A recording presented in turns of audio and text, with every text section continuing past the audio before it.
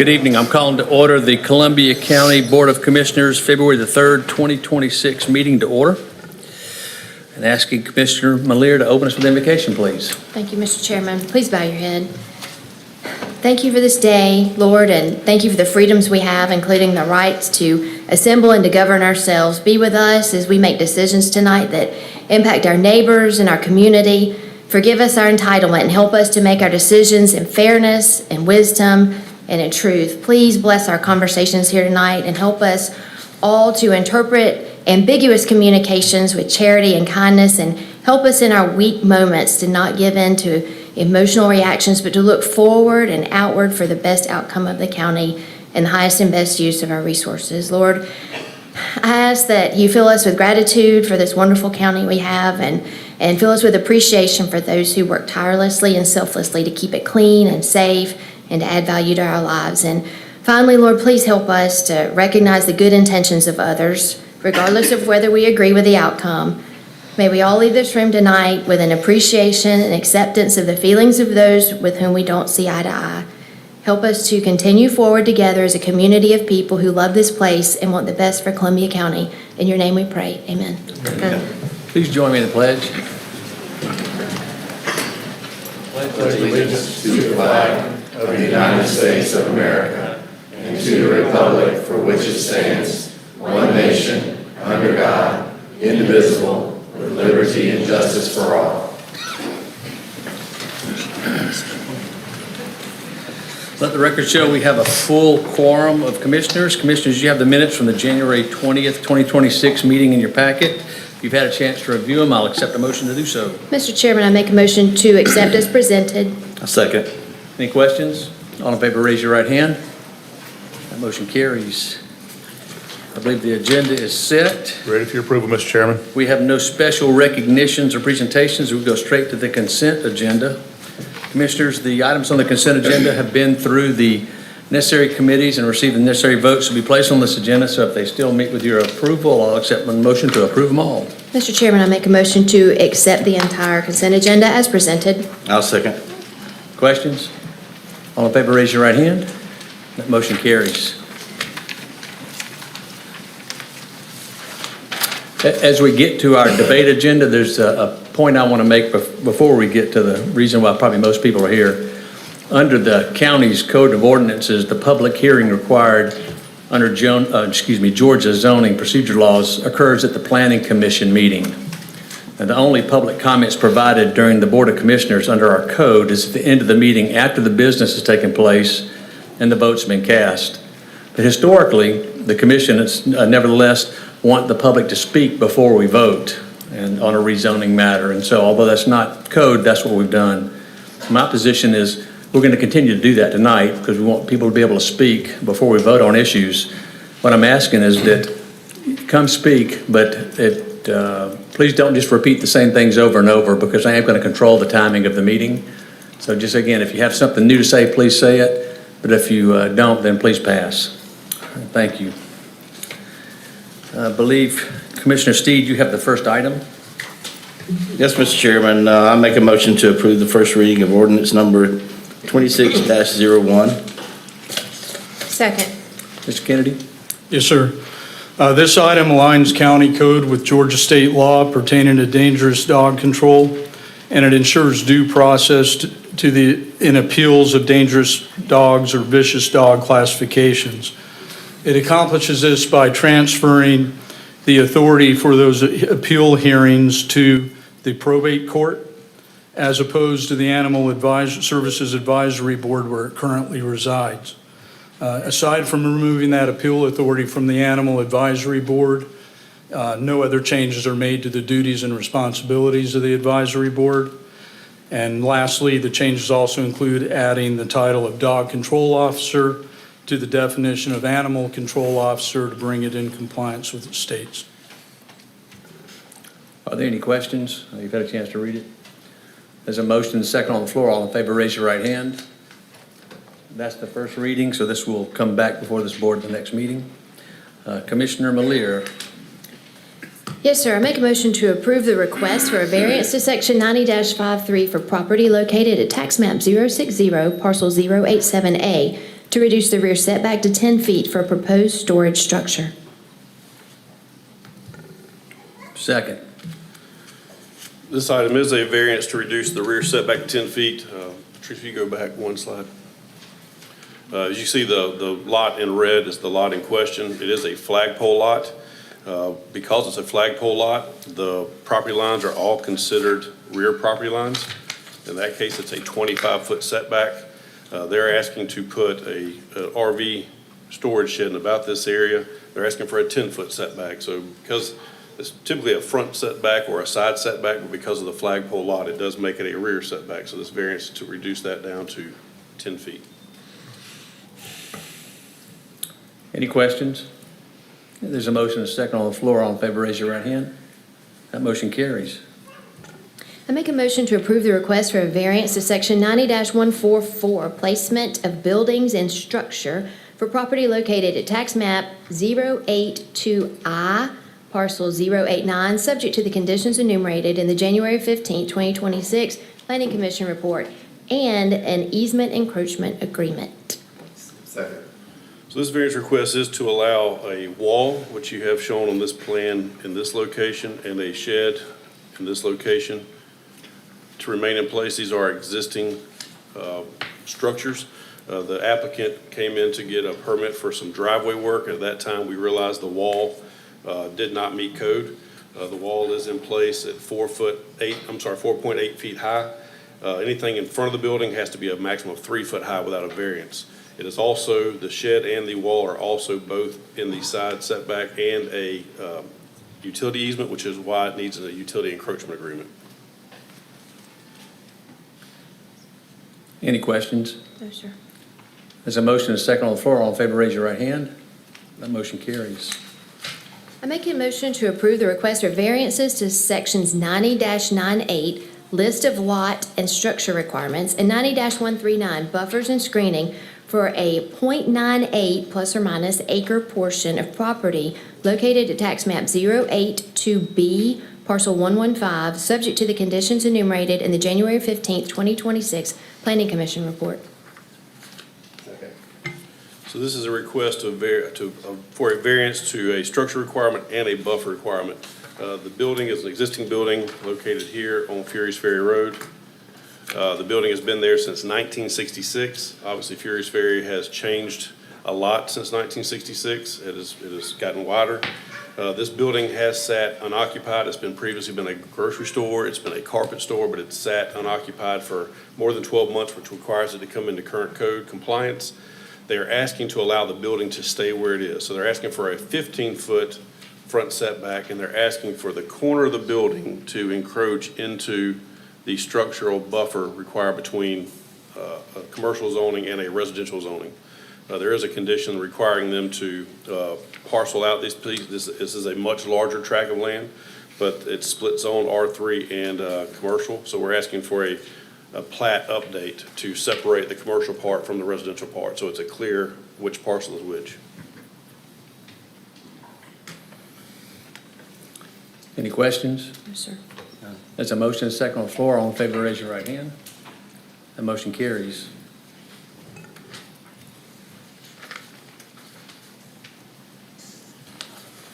I believe you're still up.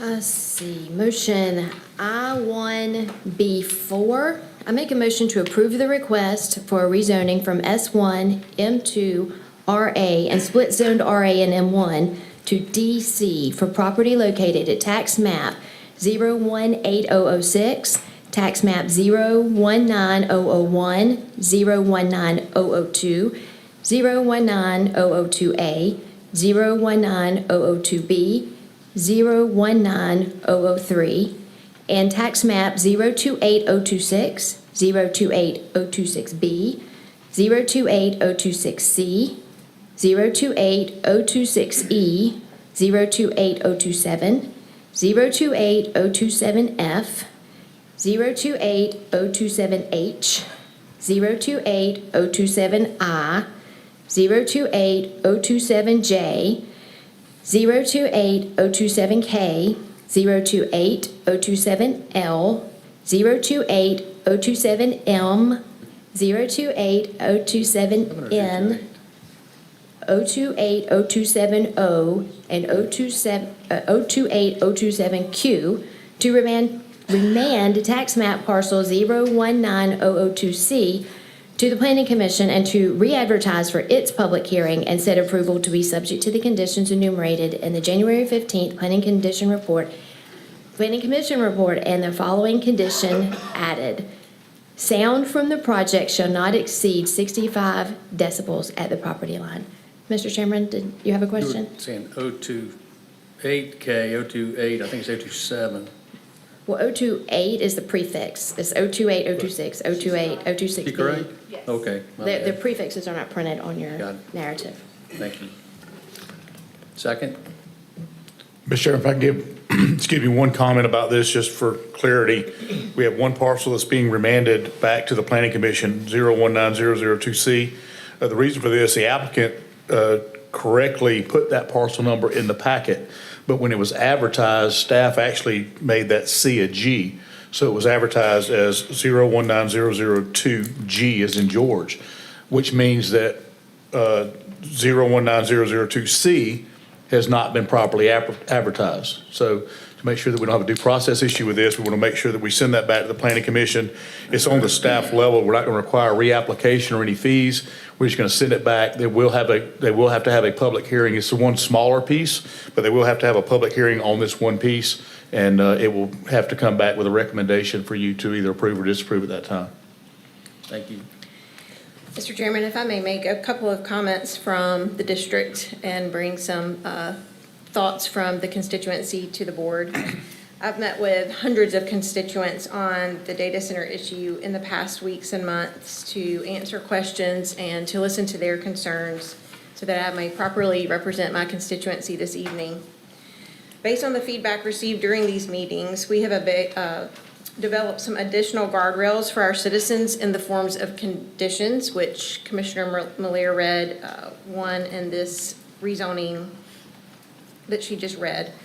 These conditions are to be adopted and enforced as part of the rezoning vote if the rezoning is approved. And they will be in addition to what has been enumerated in the Planning Commission report. And as Commissioner Malier indicated, for this particular one, we have added to reduce the decibel level. 65. Correct. Right. Any other comments? Vin Mueller?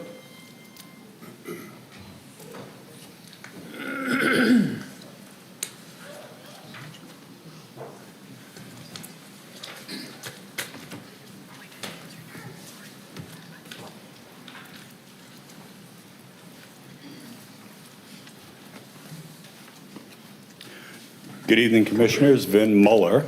Since I moved to the south, everybody wants to say Mueller. Apologies. Not a problem. First of all, thank you for the 65 decibel reduction. It's not as much as I would like to see, but it's an improvement. Pecan Road is my home.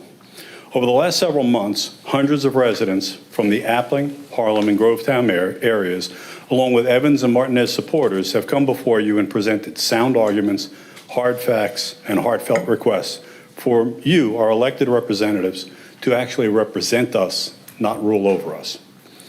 From the very beginning, you hid behind NDAs, and it wasn't until May of last year that the citizens of the county found out about what you were doing behind closed doors. You've made it 100% clear that you have a plan, and nothing will deter you from reaching your goal. You were so quick to force your agenda that you hastily rezoned the first 2,000 acres of White Oak to the S1 classification. This board, along with Planning and Zoning and the Development Authority, failed to perform your due diligence to protect the citizens and the environment.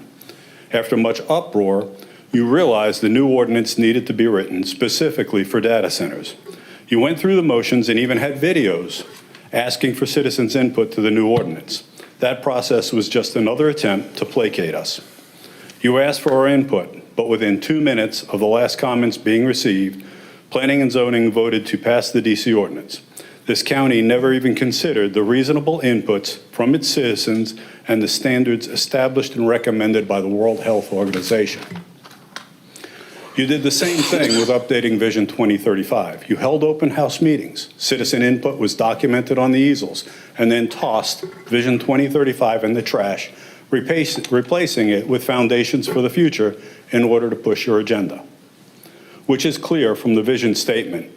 Columbia County will evolve from being one of Georgia's most desirable bedroom communities into a strong and self-sustaining economic hub. You stripped away the community and confused self-sustaining for isolationist as seen by your library policies. Throughout the last year, there has been one fiasco after another. You are now in such a hurry to get these properties rezoned and sold that you're not following your own procedures. Shortcuts are being made. I do appreciate the check on that one property that it was labeled incorrectly. And when they're brought to your attention, you just wave them off moving forward with the standard. Do I have a motion? Is there a second? Raise your right hand. Motion carries. At this point, not one of the zoning requests details water and power consumption. What is the plan for water consumption? One of the most fundamental critical issues isn't even identified. It's just another one of, we'll figure it out as we go. Your actions are clear. You will pass these rezoning requests. The sales will be completed, and you'll be one step closer to your ultimate goal. Your actions speak louder than your words, and as a matter of fact, your words mean nothing.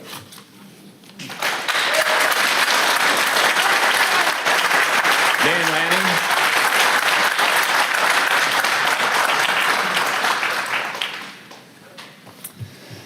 Good evening. My name is Dan Lanning, 825 Rolling Brook Lane. First off, I want to say thank you for the opportunity to speak, especially before the votes, Mr. Duncan. It's very much appreciated. The decision you all will make tonight, as you know, is going to affect every resident of Columbia County, either indirectly or directly. For my family, it's more of a direct impact for the bird tract, what happens there. But I wanted to speak before we got to the bird tract tonight just about our general growth and expansion of where we're headed. So it focuses on all three data centers, but know that I'm specifically coming from the heart of the bird tract. Also, Allison, I do want to say thank you for what you shared there and what you shared with so many of us in District 4. It doesn't go unnoticed, and it's very much appreciated. And so many of you others have reached out in different ways. Mr. Caraway, I appreciate what you all are doing, and I know this is a very difficult decision, and you're going to have people that like you and hate you after this, no matter what you choose. So we appreciate what you do. You've been prayed for many times and multiple times to make the best decision for our county. So I just want to say that. I would like to just, you know, I always like to bring something with me. So I'd like to pass something out real quick. Thank you, Dan. You've all seen this. I sent it a couple days ago. There was no context, so you probably didn't know what it really meant. I apologize to all of you back here. We're not allowed to put things on the screen, so I didn't have the means to make it for everyone. This is a map I put together of all the 24-hour services in Columbia County in our area, in this area. As you can see, there are things that are different colors on there. Sorry, I'm grabbing mine. The only things to scale are things in purple and yellow, okay? So when you see the red dots, those are all 24-hour gas stations. If you see the blue dots, those are 24-hour services like the police station, fire stations, things like that. And then you see the yellow dots over off Lewiston Road, bottom right-hand corner. Those are hotels and a Waffle House. And then you see the two Amazon facilities off of Appling Harlem Highway. You see a Reeves wrecking service. And then in purple are all the proposed data centers. Now, if you find where Pumpkin Center Circle is, it's the bottom red circle, the two ones that are right next to each other. You're gonna see a little black dot inside of the upper red one. That's the actual, it's really tiny, but that's the actual size of the gas station. So I blew all the blues and reds up so you could actually see them, because otherwise they'd be tiny little dots. But the data centers are the actual size of what they would be. And what I want you to see is that we in Columbia County are not really a 24-hour property location, county. Most things are not running all the time. These data centers are run 24 hours a day, 7 days a week, 365 days a year. They're gonna have shift changes every 8 hours. There will literally be machines running, people running 24 hours a day, 7 days a week, 365 days a year, every day. in our area, in this region, you can see the only things that do that are gas stations and fire, pretty much, with Amazon and a couple industrial things. This changes our whole rural landscape if these are happening or are moved forward. I would just, again, like you to consider that as you make your decision tonight, that these things don't stop. They never stop. Unless they dispose of, they will always be running. So when I wake up, it's running. When I go to bed, it's running. When my dog wakes up at 3 a.m, I take him out, it's running. And that noise, that sound, that light, even though we appreciate additional measures, let's make it at the most difficult place for a data center to come. Let's make it almost impossible for them to get in and say, if you want to be here, you've got to do all these things. Let's consider redesigning that DC ordinance, because we're already making concessions to drop the noise, which is great. But let's do it before all these happen and not make conditions for these and then allow other ones potentially to come in the future. We'd love for all of them to not happen, but I know that's not always realistic. The main other thing that I'd like to communicate to you tonight is that there are a number of House bills and Senate bills in our legislature right now that are talking about moratoriums. I'm sure y'all are well versed in it. House Bill 1012, 1059, things like that. It says if those went through as of July 1st, there could be a moratorium if things aren't zoned or passed before that time. So I would encourage you, you could just say no tonight, have a 6-month waiting period, then we hit July 1st. If that passes through in legislation, we might have 1.5 years, 2 years to be prepared for these things. I think one of the biggest things is that it caught all of us off guard. None of us were there ready. We had 200 acres at the beginning saying, hey, what's a data center look like? They're clean energy, no smokestacks, all those kinds of things. This could be a good thing, but 200 acres turned into maybe upwards of 6,000 to 7,000 acres. And so our scale of growth is just like shot off the charts. And so if we have the opportunity to slow that down tonight by saying no, by saying we can revisit these in 6 months, 1 year, 2 years, 5 years, we don't have to say no to data centers completely. We just say not yet because we're not ready as a county. Let's get our infrastructure right. Let's get other things right. Let's maybe keep Bird Farm off because it's a residential area. But thank you. Thank you for your time. Thank you for being here. I'll continue to pray for y'all to make the best decision you can. Thank you. Mr. Lee. Thank you, Dan. Ian Martin? Ian Martin?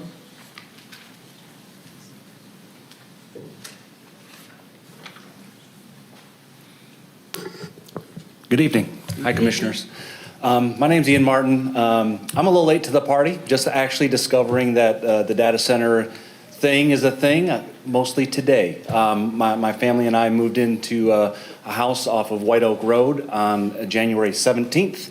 We closed on the 16th, and we're so excited to come and start our home, and a multi-generational home. My father also lives with us, and we're expecting our first granddaughter.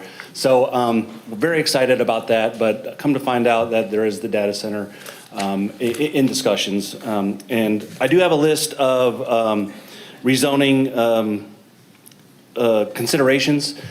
They're not mine, they're from Mr. Gregory Paul, so I'm going to take some of his steam because I'm using those as well. I think they're good, and then I'll have a little something to say after that. First, we got setbacks and buffers. I'm looking for 1,000 feet minimum distance from homes, schools, parks, waterways, 300 feet of evergreen buffer with berms, no variances without unanimous board approval and community referendum. Noise and vibration and generator limits, 50 decibel daytime, 40 decibel nighttime. Sounds like that's already kind of on the docket, and we're moving some of those there. And I apologize if this is repeating anything. Please stop me if it is. I did provide this list with my request to speak to.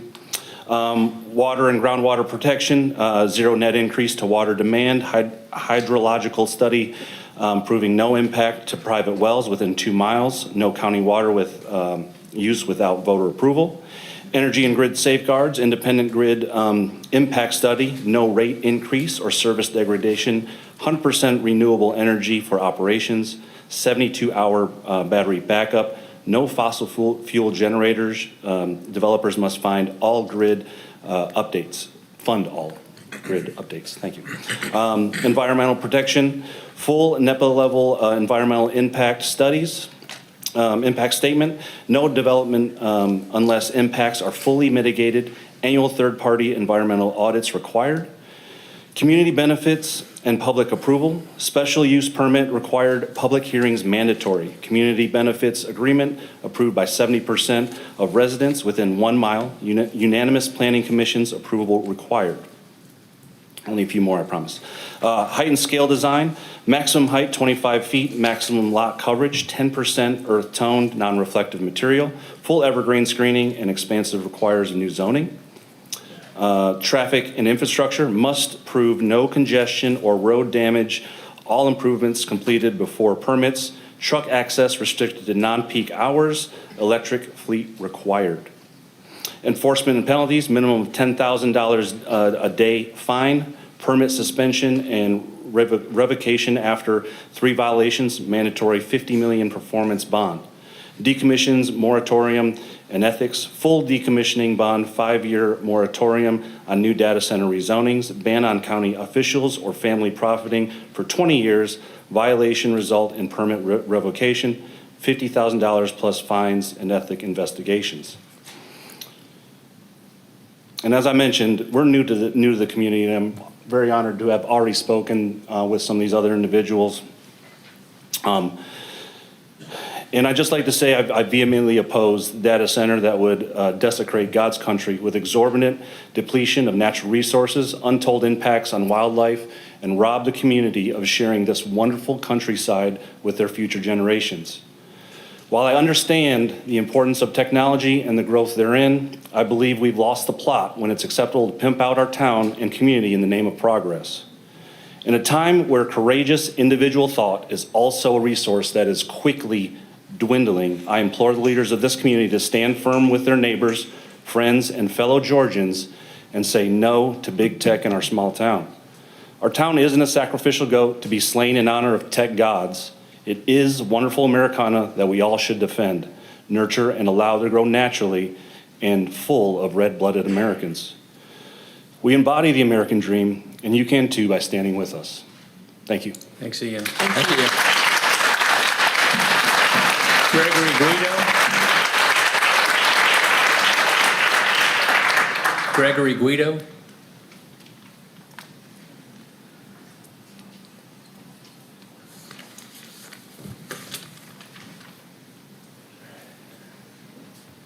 Mr. Johnson, do you mind? Yes, sir. Yes, please state your name and address for the record. My name is Gregory Guido. I live in Greenpoint subdivision. Ian had just basically read everything that you all will be receiving right now. And essentially what that is just a amendment that I would like to have all y'all look at. And I kind of feel like right now, this is just like a formality process. We all know by now that everything was already done ahead of time. I don't know, are you able to skip to page 134 of this rezoning application? By chance? Which page? Sorry, I don't have it in front of me. Page 134? Where's Patrice? Do we have the ability to skip to that? I don't.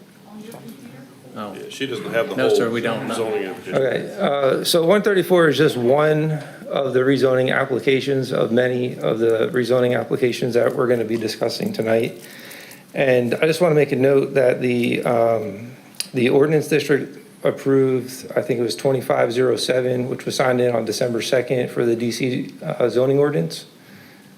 Is that correct? December 2nd? December 2nd? Yes. Who says I don't have the I date? don't- I 25 don't doubt you, but. I'm not to the page. Yeah, it was Right, sometime December in 2nd. So December, that was yes. I just wanted to be on record, that was the date that Chairman Duncan was the one that had signed in the 25-07 ordinance for DC. But I also just want to make a note that on page 134 of the rezoning application for this specific parcel that we're talking about here, for all the parcels, is a lot of the paperwork was signed before December 2nd. So that kind of makes me feel that when you look at the facts of actually what had happened, is a lot of the landowners had signed NDAs prior to that date. So I don't feel that they were given full disclosure of what actually was going to happen when this rezoning application was actually going to get pushed forward. So like the gentleman that has spoke earlier tonight, he was talking about maybe push this forward a little bit more for the 6 months and make the land developers come back and resubmit a rezoning. I just feel like the landowners maybe didn't even get a fair shake at this, right? Because if they're going to sell their property, maybe get $200,000 an acre, maybe they're bringing it back to the table in their best interest and maybe look at maybe getting $500,000 or $600,000 an acre if that's what they really should deserve for their property, just to give everybody a fair shake. Or it kind of pushes everybody to extend to December of next year, or this year actually, so that maybe the homeowners that are out there right now maybe think twice about wanting to rezone or actually sell their property when they see exactly what's actually happening in front of them right now. So by that time, it pulls them out of their contract. They're not bound by law or, NDAs to feel like they're going to be sued for millions of dollars when, they're just trying to do the right thing for their family, but not realizing the major impacts that's actually going to happen. One more thing I'd like to address with all of the rezonings for all of these data center properties is there was work that was done to go ahead and find out what the actual decibel reading was. I think there's like a 24 to 48 hour test that probably has been done. But one thing that I did not see in all the paperwork that I had read was what is the baseline decibel level? Nobody came up with that.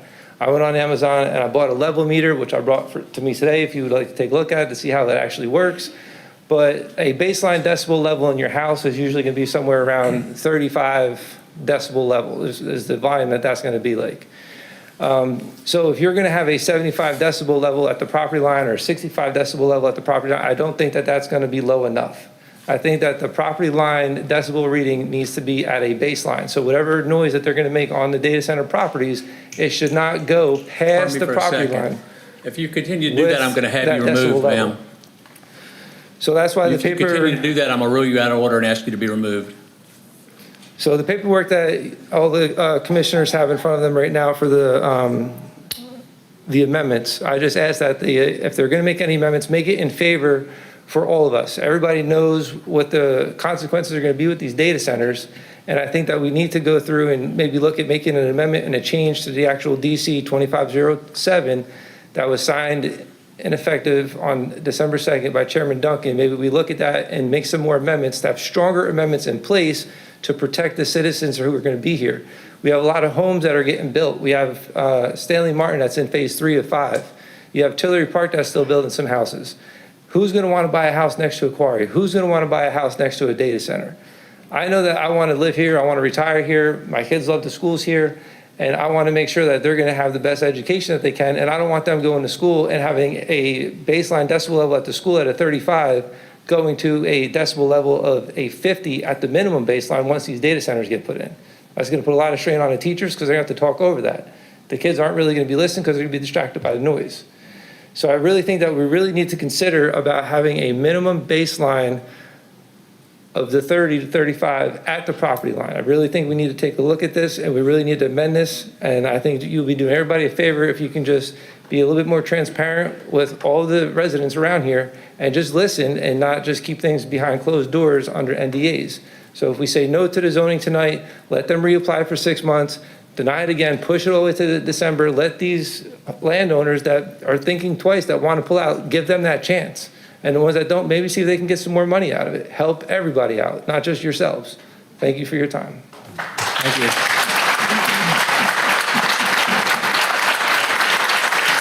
Patient Skelly.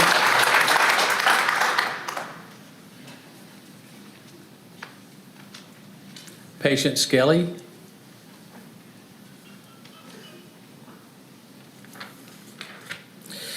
Rachel Dixon.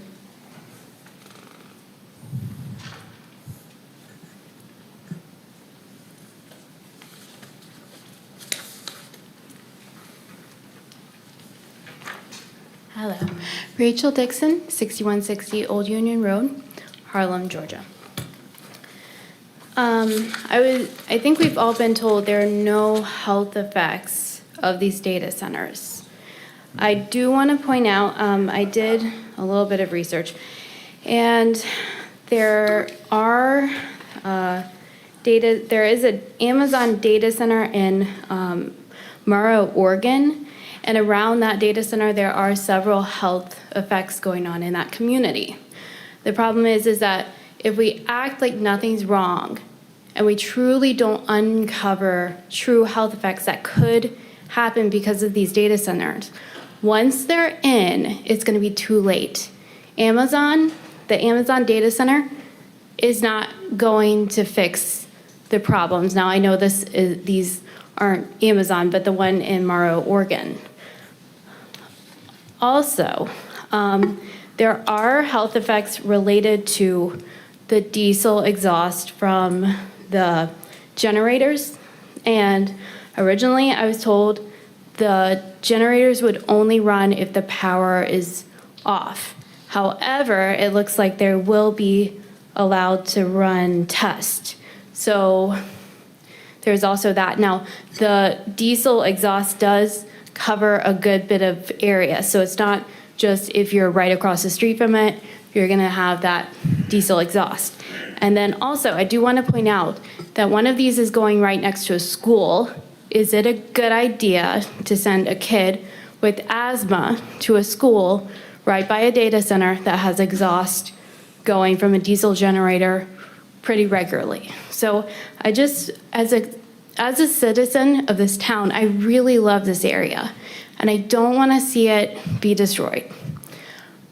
I feel like Abilene and Harlem should be able to exist under rural and agricultural. Those are the feelings that we get from these areas. So I don't feel like data centers actually fit what the town, what the area feels like.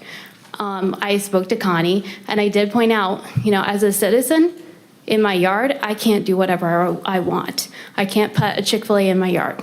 So should the data centers be able to come into a rural agricultural area and build data centers?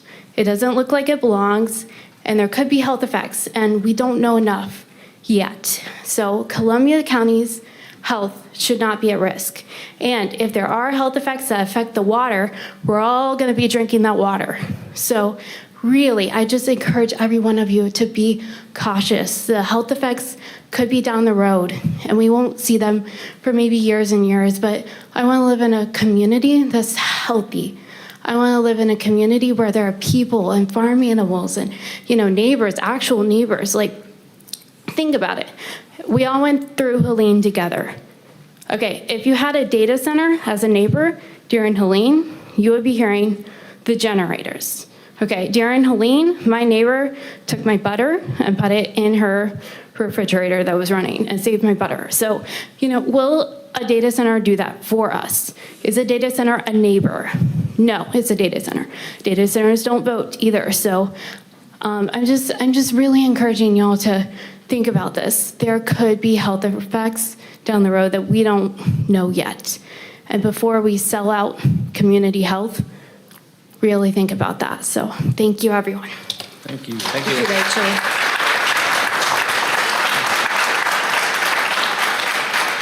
Susan Warren. Susan Warren.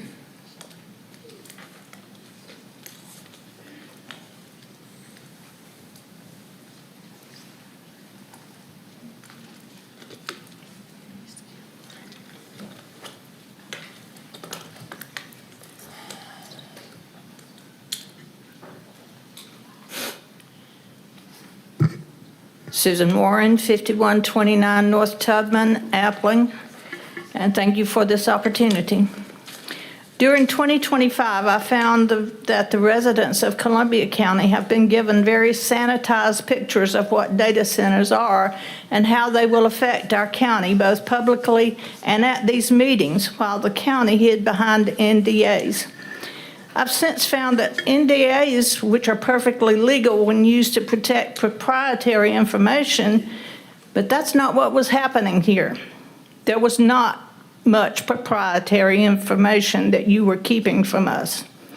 They were used to keep the residents in the dark, like the mushrooms they believe we are. When pushing through the original rezoning of the White Oak property, the county advertised at the Board of Commission meetings that this was an $11 billion project that would provide $118 million annually in tax relief for residents, as they plan to use those proceeds to eliminate homestead taxes. But you failed to say that those proceeds would only be at full build-out, if ever, that total amount of proceeds. Some numbers released said 5 to 10 or 10 to 20 years to take to build out, and even Director Eldridge herself gave an interview saying that the build-out could be 20 to 30 years. They also didn't point out at that time that 65% of any taxes from this project would go to the school district, not homeowners' property taxes. So many left that meeting with the mistaken opinion that they were going to get some real help soon. They also projected the following usages just for the White Oak data center: 7,000 gallons of water a day, 4,000 million gallons of sewage a day, 1,300 tons of solid waste a year. And that projection was made for a project that was shown as 1,900 plus acres that has now increased to over 3,400 acres. Over 8 million square feet without any new usage projections published. Where are those projections? Additionally, they have added the bird farm property at 944 acres. That's almost 5 million square feet, and Pumpkin Center at 444 acres and almost 2,900,000 square feet. With another property coming right behind these rezonings, the Verdery property. These constitute 5,300 and something acres between 18 and 20 million square feet, and between just the White Oak and the bird farms proposed to use 4,935 HVAC units and 1,540 generators, but no new projections for water, sewage, solid waste, or even stormwater estimates. That last one is very important, as these projects can potentially create huge stormwater runoff in the Keokee and White Oak Creek areas. And they continue to tell us there will be no downsides to this data center district plan, not even noise pollution. The last two, Pumpkin Center and Verdery, sit right within shouting distance of a school.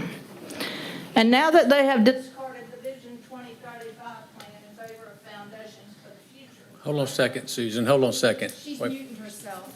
Oh, Your paper's muting it. Oh, it's here. I'm sorry. that's okay. Didn't realize that. And now that they have discarded the Vision 2035 plan in favor of foundations for the future, you tried to tell us in that plan how great our county is going to be. After hearing these numbers, how do you think the residents of District 4 feel about that? The rural areas of District 3 and 4 are still without county water in a lot of those areas. And most of the areas have no county sewage or stormwater, even though we pay the fee for that. On page 32 of the Foundations for the Future plan, in the section titled Water, it says, and I quote, "The existing potable water system extends further than the existing wastewater system, particularly along major corridors such as Georgia 221, Georgia 104, and Georgia 47. This coverage can support incremental development near existing mains and establish communities like Evans and Martinez. In areas without water service, particularly in central and northern parts of the county, these are given much lower priority for future development." Yeah, we know that because now there's already lower priority for furnishing those services to the residents of those areas. So give the residents priority over the data centers and quarries when it comes to water and sewer needs. And I know you won't put any data centers and quarries in Evans or Martinez. And if you have any conscience at all, you should vote no for these rezonings. Thank you. Thank you.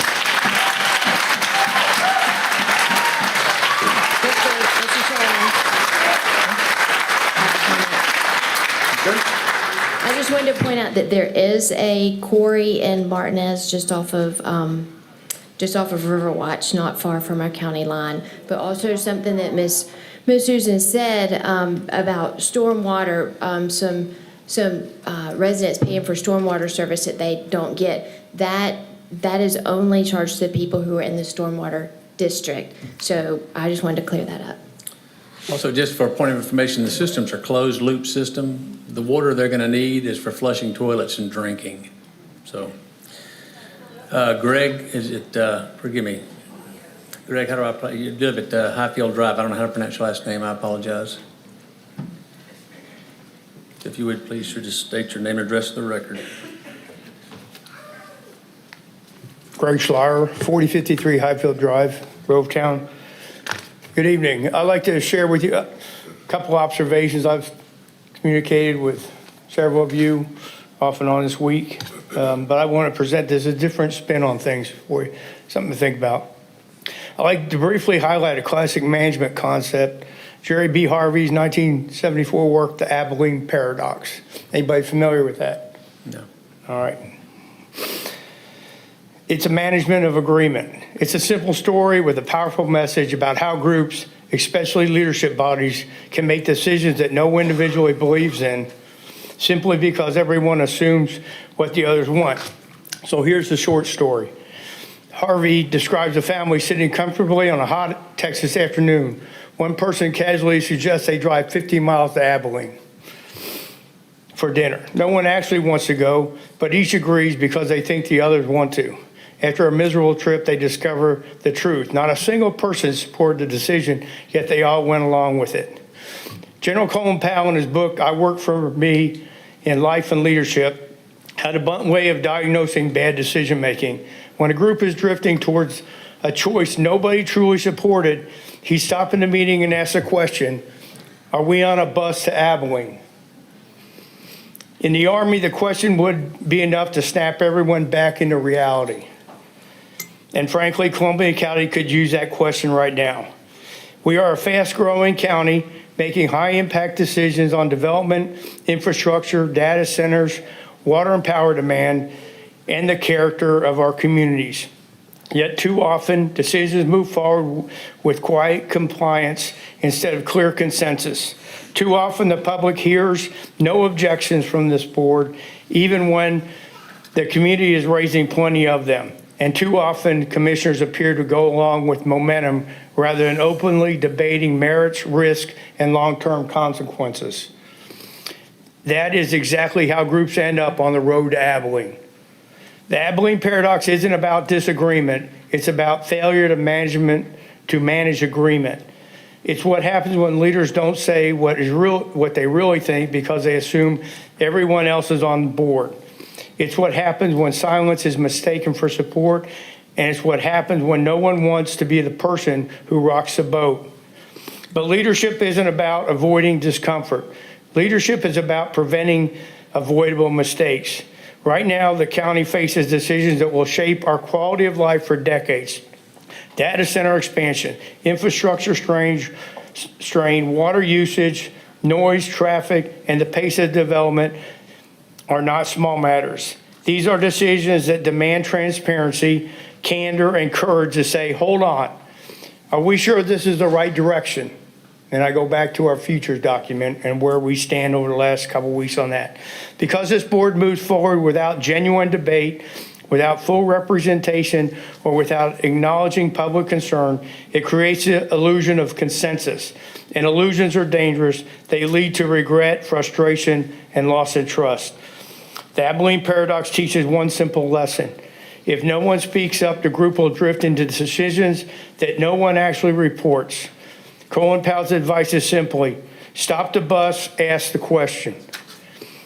Are we heading to Abilene? For Columbia County, that means asking whether silence in this room reflects agreement or pressure, ensuring every commissioner is present, engaged, and accountable, encouraging dissent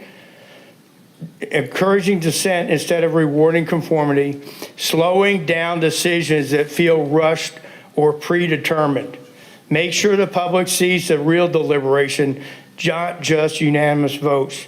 This county deserves leadership that is willing to pause, change assumptions, and prevent unforced errors. We deserve leaders who won't make us take a long, hot, expensive trip to Abilene when everybody would rather stay home and make better choices. Tell the bus driver to pump the brakes and stop the bus. Thank you.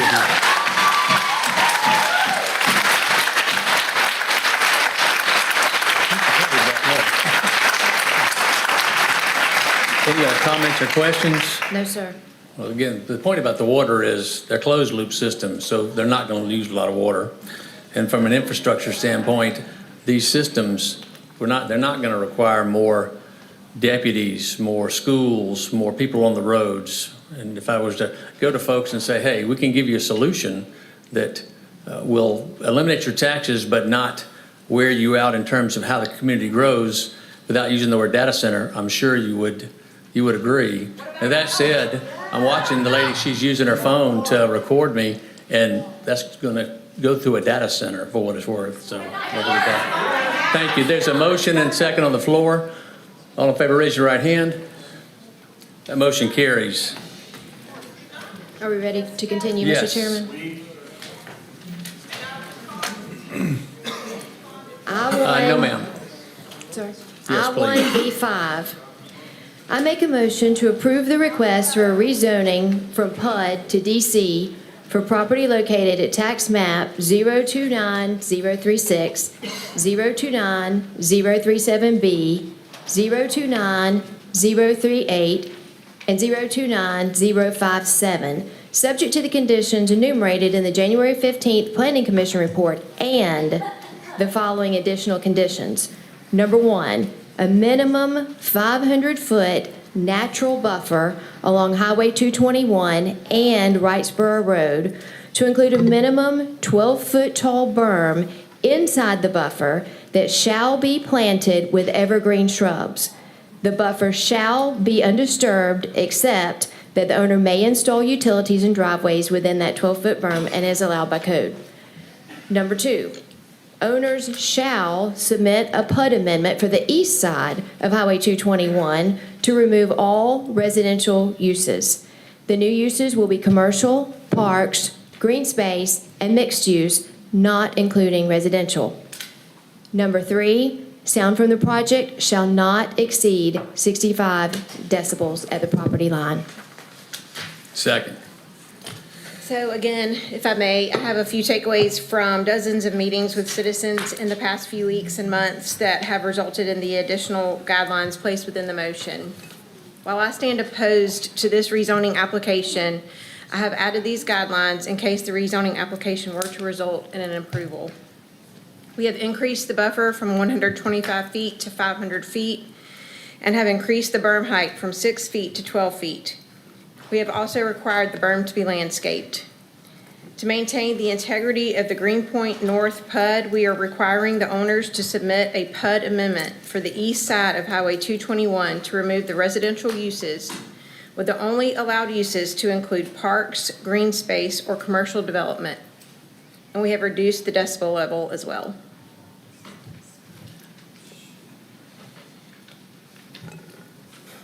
Go ahead. All right. Name and address for the record, please. Tell the folks why you're here. Absolutely. My name is Aaron Bilyeu. I'm the Chief Development Officer at Cloverleaf Infrastructure, 712 Main Street, Suite 3100, Houston, Texas, 7702.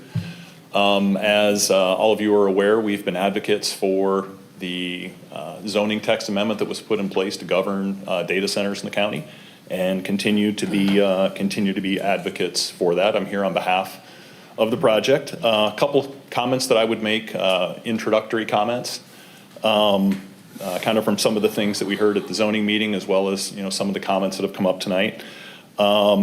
We really appreciate the public concerns and understand that there are concerns about data centers coming into new areas.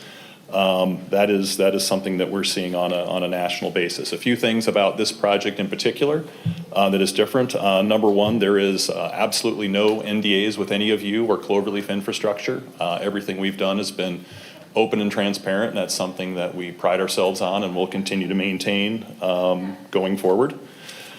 Second is the biggest benefit to the area, I think, as has been discussed here, it really is the economic benefit to the area and how the county chooses to move forward with the additional tax revenue. I think will be an important conversation, both with this body as well as the community.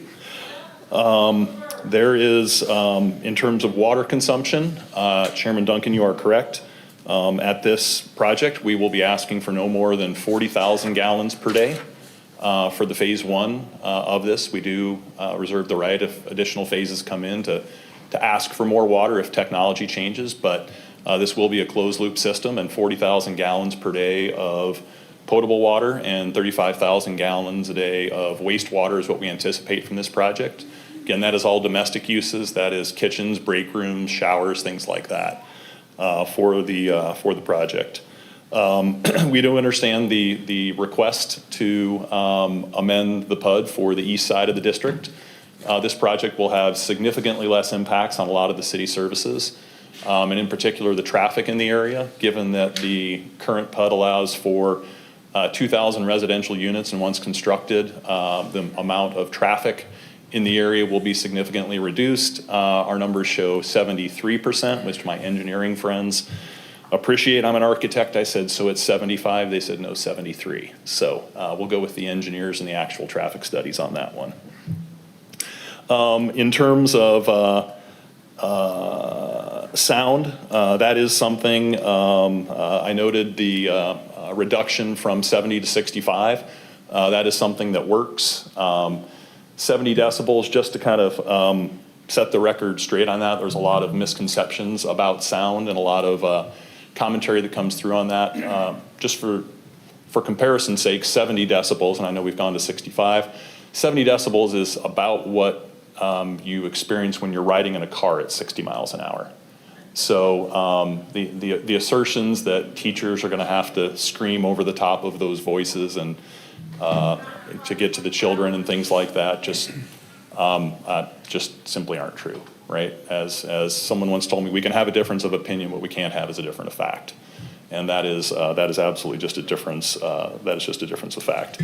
One condition that I hadn't heard of that I would urge us just to have a conversation about before we implement blindly, the 12-foot berm and the additional landscaping.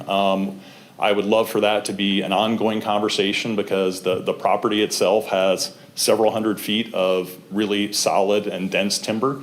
I would hate to see us take out what is a really good buffer and then put in a lower quality buffer. So I would just encourage us to think about that before we implement that. But I think that's something that can be discussed later in the project because we are committed to doing what is either required or what is best, because we do want to do the right thing for the project. And so I would encourage us to look at that existing buffer and keep as much of that natural buffer rather than tearing down trees to just put in a berm and plant others, but certainly open to that conversation.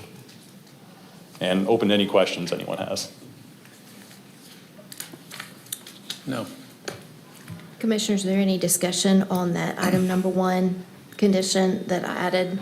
Go ahead, 12-foot buffer? About the 500-foot natural buffer along 221 and Wrightsboro, because before that was against the 125 residential. before, now it's 500, Yeah. right? Yeah, I'd like for it to stand. Right. Motion stands, as it is. Maura non-Weller?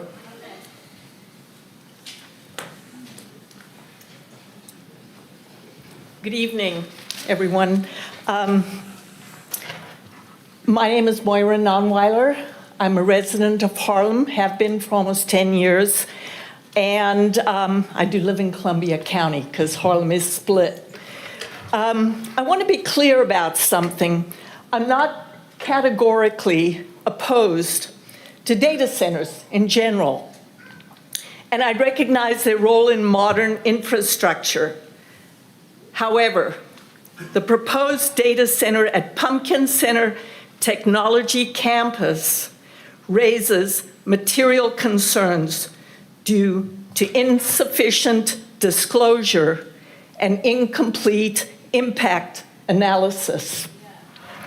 Based on my review of the application and staff report, I have 3 core concerns that must be addressed prior to any rezoning approval: noise, energy demand, water use. The staff report acknowledges that existing ambient noise at the property line already exceeds 70 decibels. And I have references to your application. It fails to disclose the number or size of backup generators. In the review and recommendations section of the rezoning report, this admission is significant. It does propose a 9-to-5 schedule for running generators with no more than 2 hours daily. There is a note on page 10 of the zoning application that says designed for uninterrupted service, and it says the facility will operate 24 hours a day, 7 days a week, year-round. Generator requirements scale with facility size. Mid-sized data centers typically require 10 to 30 industrial generators, while large hyperscale facilities often require 30 to over 150 units, depending on redundancy standards such as N+1 or 2N. These systems are intentionally overbuilt to guarantee uptime during grid failures. Each industrial generator typically produces 70 to 90 decibels. That's one. When tested or operated collectively, cumulative noise levels can exceed local zoning limits, particularly during extended testing cycles. This is especially concerning given that Harlem Middle School is located approximately 4/10 of 1 mile from the site. Many jurisdictions enforce 60 to 65 decibels during daytime hours and 55 decibels or lower at night with stricter protections near schools. I am requesting full disclosure of generator count and capacity, enforceable noise mitigation standards, and strict limits on generator testing, confined to weekdays between 9 and 5, with generators used only for emergency backup, not routine operation. Second, energy grid demand. The staff report states that a proposed electrical substation is shown on the northern end of the site, which alone indicates a substantial increase in load. Modern data centers typically consume 5 to 20 megawatts, while AI-optimized or hyperscale facilities routinely exceed 100 megawatts. AI workloads now require 60 kilowatts or more per one rack. How many racks are there going to be? Dramatically increasing both base load and cooling demand. For example, a 100 megawatt data center consumes enough electricity to power approximately 80,000 U.S. households. In 2024, U.S. data centers consumed 183 terawatt hours of electricity, and that demand is accelerating. The community deserves clear analysis of grid reliability, long-term capacity, and downstream cost impacts. Third, water use. The staff report identifies the water source only as state water with limited volume, sourcing, or contingency detail. That's inadequate. A medium-sized data center can consume 300,000 to 500,000 gallons of water per day, primarily for evaporative cooling. Now, I know the gentleman said it was a closed-loop system, so show me the data. Large facilities can exceed 200 million gallons annually, and AI density continues to push these figures higher. In some communities, data centers have consumed nearly 30% of municipal water The good news is supplies. that's not going to happen here, so that's good. Thank you. Your 5 minutes Mrs. are up. Can I conclude? Can I just Yes, ma'am, conclude? please. Mrs. Elmore, In conclusion, I am formally requesting that noise impacts, energy demand, water usage be fully quantified, disclosed, and mitigated before rezoning approval is considered. These are not hypothetical concerns. They are predictable, documented impacts that warrant rigorous review. Mrs. Thank you very Nalmala. much. Mrs. Nalmala. I have a question. Will you do me a favor? Will you look at that screen? Will you touch on the screen where you live? Sorry, say again. Will you touch the screen in front of you? Touch where you live so we can see how close you are. Oh, okay. I'm straight down the street. You know where Java House is? Damien, will you touch it on the screen for me so we can see? What does that just got to wanna do know with how close she is? She Okay, was the talking school. about If you want to stay in this room, you will. Okay, I'm at Phillips Crossing, directly down the road. However, the two schools are 4/10 of a mile to the middle school and 1 4/10 of a mile to the high school. Thank you. Okay, sure. Ryan Rooney. Mr. Ryan Chairman, Rooney. Mr. Chairman, I would like to speak to a couple of her concerns, if I may. I'm sorry. I would I'm like sorry, to who said speak- that? You want to stay in this room? I'm going to rule you out of order and have you escorted out, whoever you are, unless you want to stay in the room. I'm dead serious. Okay. So one of her concerns was that generators would be used to operate the facility. And just reading from our county ordinance, except for generator testing or commissioning activities, generator use is limited to backup and emergency use only. Also, another concern was with water usage.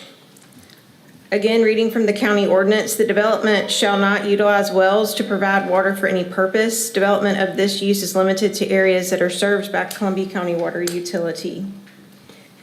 I would also like for Mr. Johnson to speak to us about enforcing the noise levels and how that will be monitored, please. So the noise levels, whatever decibel limit you put on here, this is going to be a condition of zoning. So anytime there's a complaint about that, obviously the county would have to go out and investigate that complaint. If we find out that they are in violation of their zoning, then the user will be notified of that violation. Once that is done, they'll have a period to get back in compliance. If they're not in compliance, then them being out of compliance with their zoning could result in their business being shut down. Thank you. And if the applicant could come back up, I have a question, please.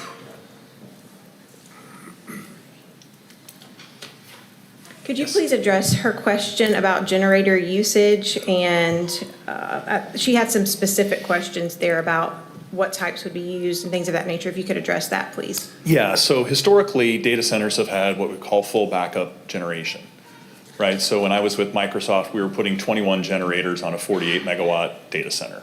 So groups of four to make three, which is the N+1 she was referring to. You would put in 4 3-megawatt generators to back up a 9-megawatt cell, assuming one of them doesn't start. So there's a lot of generators historically put into data centers. Data center campuses were limited by what's called the PSD, which is Prevention of Significant Deterioration by the Environmental Protection Agency. They set those regulations, put them on the states then inform them. What that effectively meant was you could only put about 200 megawatts of data centers on a single campus, because in the event that the power went out, all of those generators would kick on and create a very large amount of diesel emissions. Current data centers, AI data centers, we don't do that anymore. Number one, the PSD prevents that. And so what you'll typically see on an AI data center is 12 3-megawatt generators, 12 to 20, somewhere in that range. Really only to back up the network. So if the power goes out and the generators kick on, and to be super clear, the generators only kick on when the power goes off, and it is an emergency situation consistent with the county ordinance. Those kick on. The servers are on battery backups, and the mechanical systems continue to run long enough to cool the servers so that you don't fry the servers basically. but the emergency generators are in place, keep the network up and running, because if you lose your network, it takes a couple of weeks to reconfigure. So the generators are just there for the, But you do for test the them. network. You said they only run an emergency, but you do test them once a month? Yes, sir. Once a month, runs for about an hour. Again, I liken it to when I was a kid in Nebraska, 10 o'clock every Saturday morning, you knew the tornado sirens were gonna kick on. Same thing with the generators. They fire those up and test those once a month just to make sure that they run. They run for about 40 minutes to an hour. You need to kind of run them that long to get a full burn in and be able to test the emissions coming off of them. Have any questions? Thank you. No, I do have one more question, but not for him.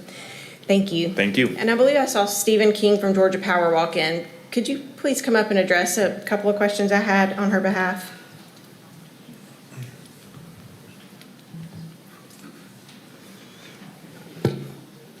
Good evening. Good evening.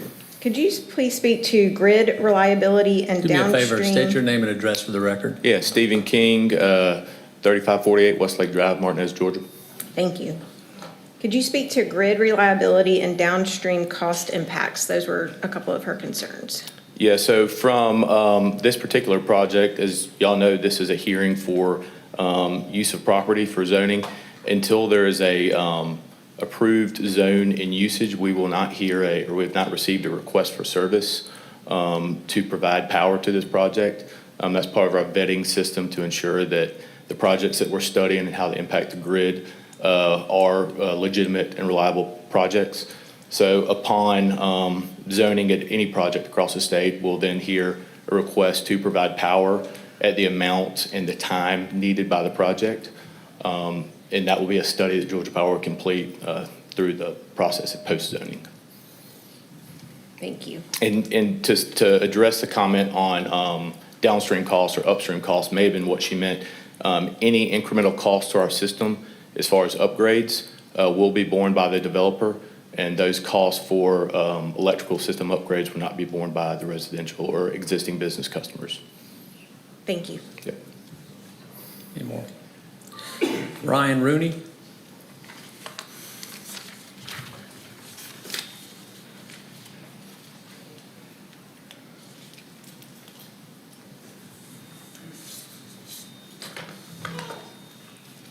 Beg pardon?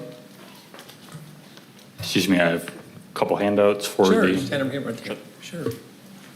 Thank you. Please state your name and address for the record, sir, and take 5 minutes.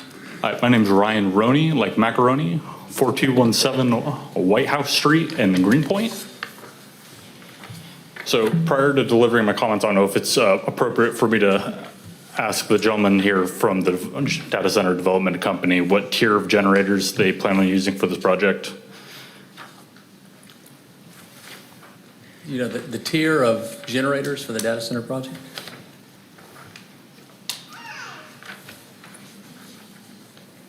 Final design not done yet. I would anticipate that these would be tier 4.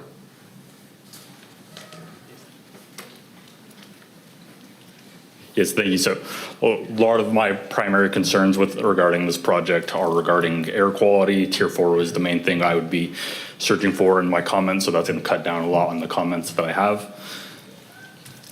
So the paper I passed out, I hope made it around to each of you. So my most immediate, my most pressing concern, so that handout, not that everyone else in the room can see it, is a printout of the plan that's currently being advertised on the Prather Development website. I printed out this morning. If you look at the bottom, you'll notice the website it comes from. If you look at the top of the banner, you'll realize that it is date stamped for today. So my primary concern here is that we currently have people buying homes in Stanley Martin and the Greenpoint development that are currently being advertised as of today that they're going to be buying homes with coming up to more residential neighborhoods and more and other things.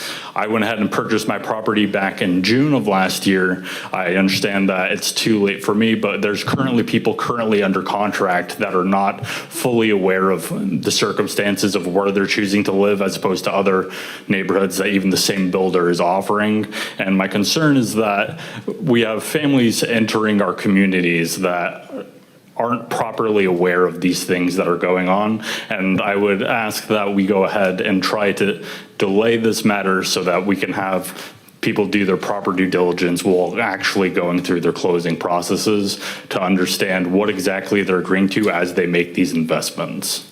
Mr. Roney, where do you live right across the street or from it? Will you touch on the screen and show us where you live? So I live about here. So if just to the bottom of where I've marked is where a series of homes are currently for sale, and presently here in this area are where more homes are to be built, whether or not those are available for people to go ahead and pre-purchase those lots and start entering those engagements. I could not offer comment on that specifically, but there are people still throughout this area that are actively trying to purchase homes that are unaware of the data centers. They're not part of the local Facebook groups that are discussing these matters. And so they're going ahead and making these investments without knowing these things. Given our proximity to Fort Gordon, we also have multiple individuals that are conducting these transactions from overseas.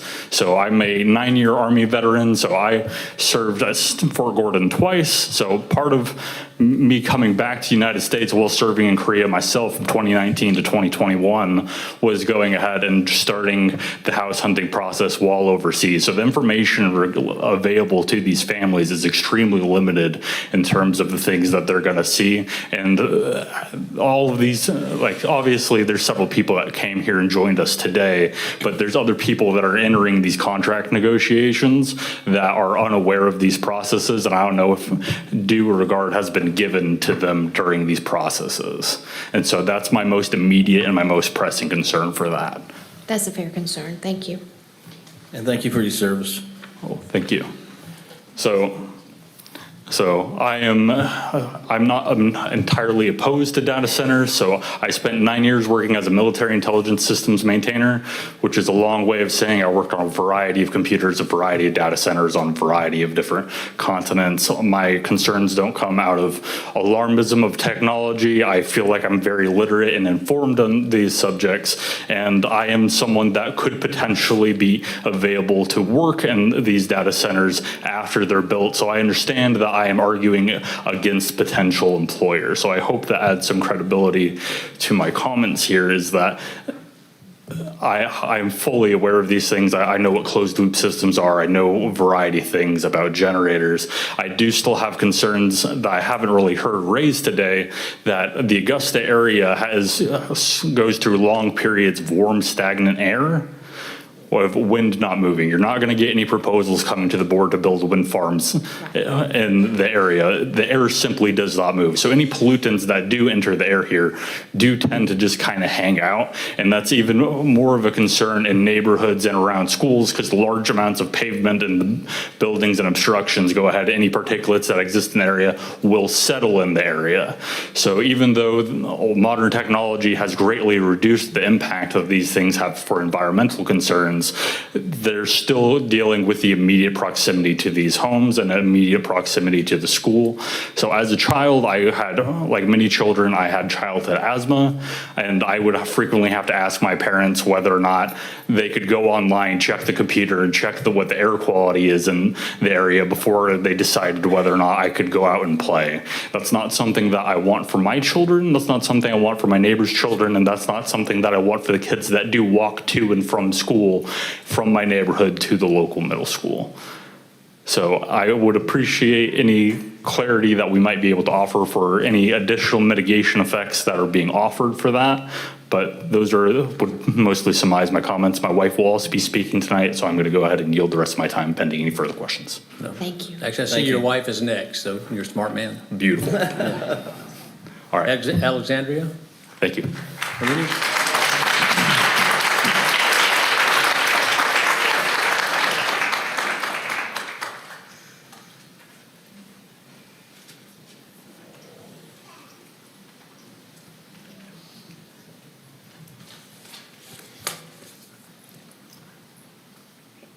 Hello, my name is Alexandria Roney. I'm at 4217 White House Street. My husband just spoke, as he mentioned. He covered the majority of the things that I wish to cover, and Allison's proposal also helps to mitigate a lot of my concerns. There are two things that I want to expand upon a little bit regarding the Tier 4 generators as well as the Greenpoint vision. I do appreciate that we are making these compromises, and I appreciate that we do seem to have leadership that is trying to balance both the needs of the county and the needs of the residents that live within it. So thank you for that. Unfortunately, I still find some of the things that are happening to Greenpoint residents pretty troubling. When the county was moving forward with plans to place data centers on both sides of I-20, Greenpoint families were being sold a completely different future. We were sold on the Greenpoint vision, the website for Prather Development, where my husband got the map from. It still states that Greenpoint is a development that has residential, commercial, civic, and parks and recreational amenities designed to minimize impacts on land and maximize positive impact on surrounding community. And it includes that map from the plan development. Yet internal emails between county leadership, namely Mr. Will Butler, and Cloverleaf show that by at least July of 2025, that vision had already been abandoned in favor of these industrial data centers. Now, I'm not arguing that Mr. Prather should be advertising data centers that haven't been approved yet, but Mr. Prather knew that the plan had shifted. And for the last several months, at least 6 months, 7 months, 8 months, he has continued to basically bring in people to Greenpoint under these false pretenses. If he didn't intend to fulfill the original Greenpoint development, why is he still advertising for it?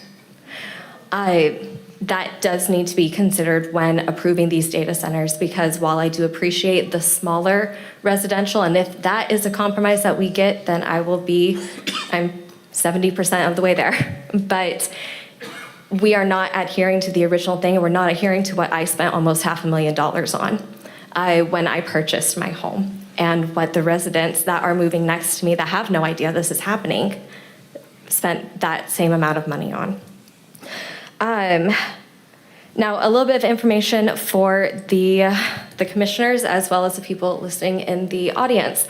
This is actually going to be in favor of the applicant, so please don't egg me, guys. Now, he did state that Tier 4 that you guys are going to most likely be going towards Tier 4 generators. That is highly encouraging when it comes to air quality, which is one of my #1 concerns. We as commissioners and the county need to continue to put pressure on our end user to make sure that we get those Tier 4 generators. Those Tier 4 generators will end up with a 90% reduction in these air pollutants that we are concerned about.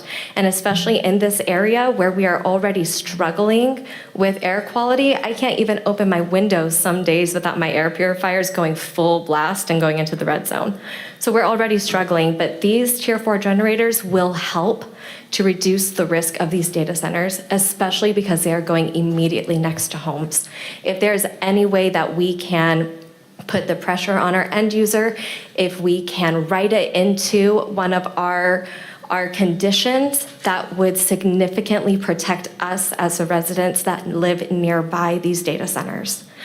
That's about all I have. Everyone else has covered my other concerns. I do appreciate your time and your efforts. Thank you so much. Thank you. Thank you. Thank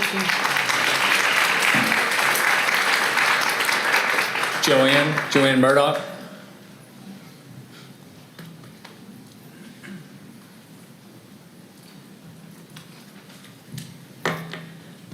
Good evening, Joanne Murdoch. I live down this road.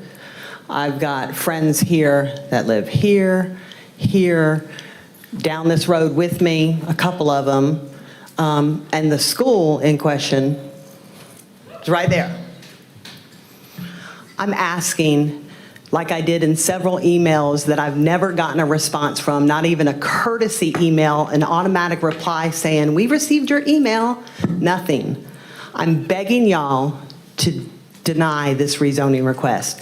It completely goes against the currently adopted and approved Vision 2035 comprehensive plan. This is supposed to be a rural neighborhood area That's the character overlay for this district. That's what it's been, that's what it is, until y'all pass that next thing. But currently, as it stands, this goes against that plan. Please vote no. Thank you.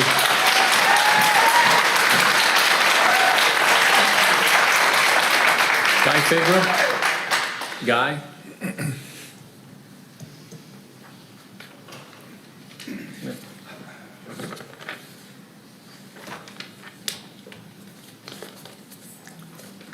Good evening. Evening. Guy Fiebiger, 5206 White Oak Road. I appreciate the opportunity to speak here tonight.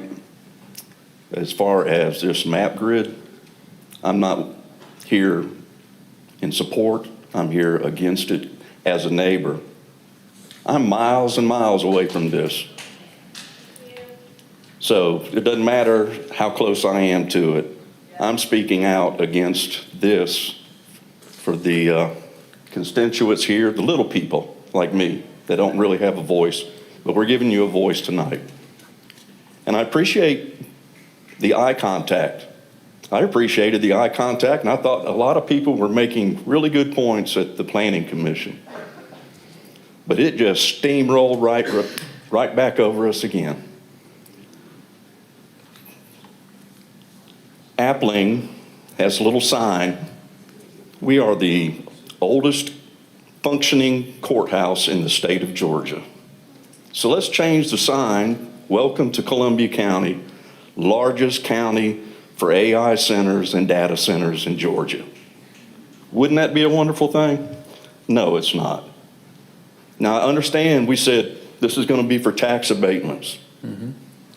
Ladies and gentlemen, if this was happening in your backyard, if you tomorrow woke up and had to look at your wife and your kids and say, this is what I voted for, you wouldn't do this.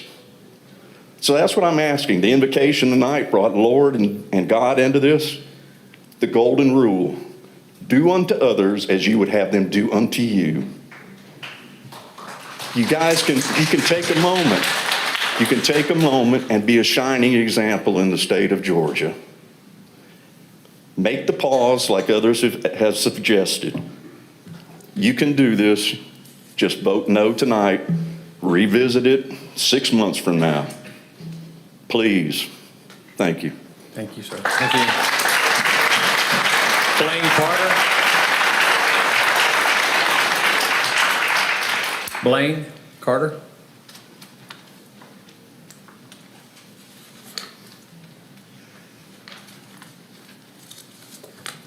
My wife said, make sure I'm close to the microphone this time. Blaine Carter, I live in Deerwood Circle. Ms. Malier, at the last meeting, I had no intentions of questioning your integrity. So I just want to say publicly that I apologize for that. Thank you, Mr. Carter. When my little boy was little, I'm sorry, Miss Couch, if you get elected as chairman, we open with a prayer and everything. I would appreciate it if you would say his name.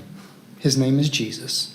So with that said, when my little boy was small, I appreciate somebody praying. And if they're a Christian, I appreciate them praying in the name of Jesus. That's all. Just a personal comment. When my son was little, he preferred not playing board games. He would make his own game. And then he would want us to play this game that he created. And so I would say, hey, buddy, what are the rules of your game? How do we play? So I'm not questioning your integrity, but I'm questioning the integrity of the process by which we've gotten to this point. And so I've spoken at zoning meetings about the zoning, and I've been a little vocal and probably a little offensive, saying that the zoning requirements are kind of bogus and things like that, because at the beginning of this meeting, y'all voted on variances that happen because people break the current zoning process. And after the fact, they are brought to this committee, and a vote has to be taken on whether to give them the variance for the retaining wall that is too high, or the shed that is too close to the border of the property, or is it in a public works zone and things like that. And I've never been to a meeting where one of those was denied. And so the question that I have brought up is, who's going to enforce the sound ordinance at the border of the property? And so Mr. Will, that sits in this seat during the zoning meeting, he said that the county will. And I respect that answer. I just don't believe it's true, because I haven't seen it happen yet. And so in the process of gathering information about how these things were brought to the county and the intended tax rebate for properties and things like that, I find them not genuine, not ingenuous, or if that's the right word, because so far, Governor Kemp has vetoed every thing that I've found in regards to tax abatements that the legislatures are trying to push through right now. They're trying to put a memoriam or a moratorium on that, I think somebody said already. And so it's gotten vetoed after that process. So I did a little research and I went onto the White House website trying to figure out why a property that Mr. Pollard sold for $8 or $9 million to Mr. Vic Mills for a neighborhood, and then Mr. Vic Mills sells it to the Development Authority, which some of those people right over there I think are with them, for I think $28-29 million, handing Mr. Vic Mills quite a profit.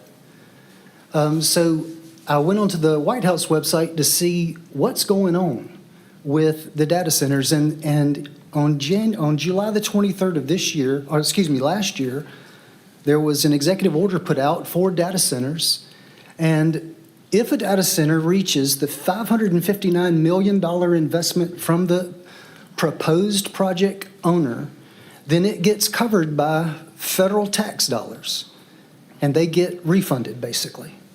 So that is why, in my opinion, the property escalated to $475 million before it's all said and done, and we haven't even broken ground yet.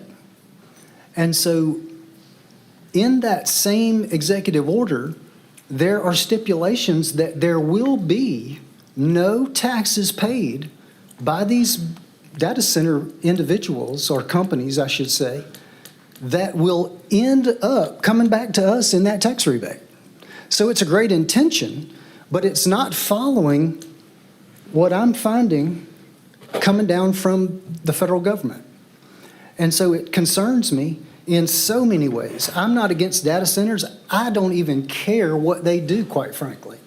But I care about how my tax dollars and my county peers' tax dollars, your county tax dollars, are being used to funnel money into specific entities and people's hands. It concerns me.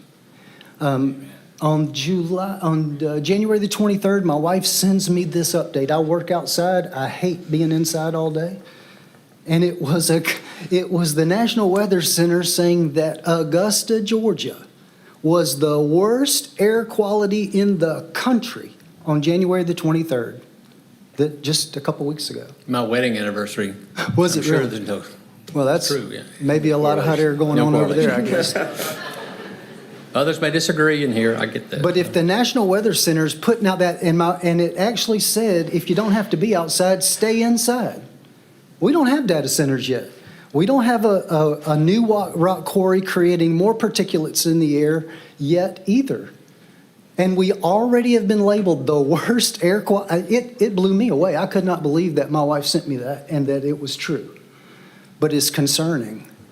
And so with the fact that our tax dollars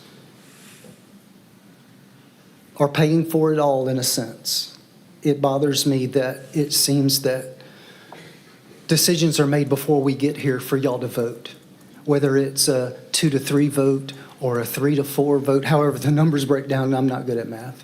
The bottom line is, it seems that if Ms. Couch, who represents that district for Pumpkin Center, votes no, then there will be an overriding vote that doesn't matter what she thinks.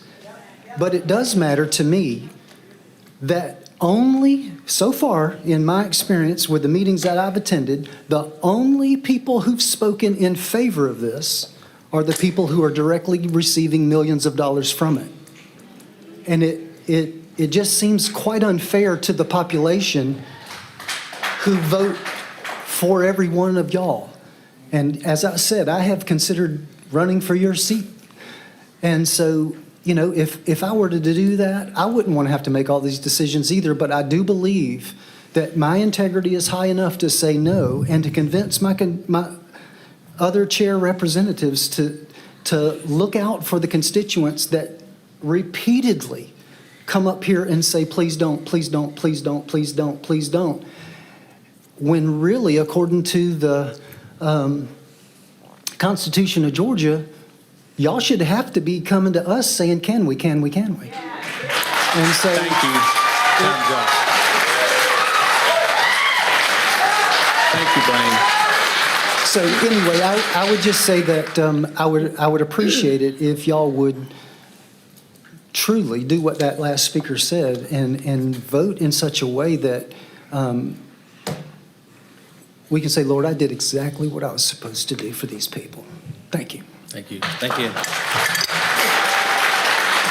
Beverly Hill. Beverly?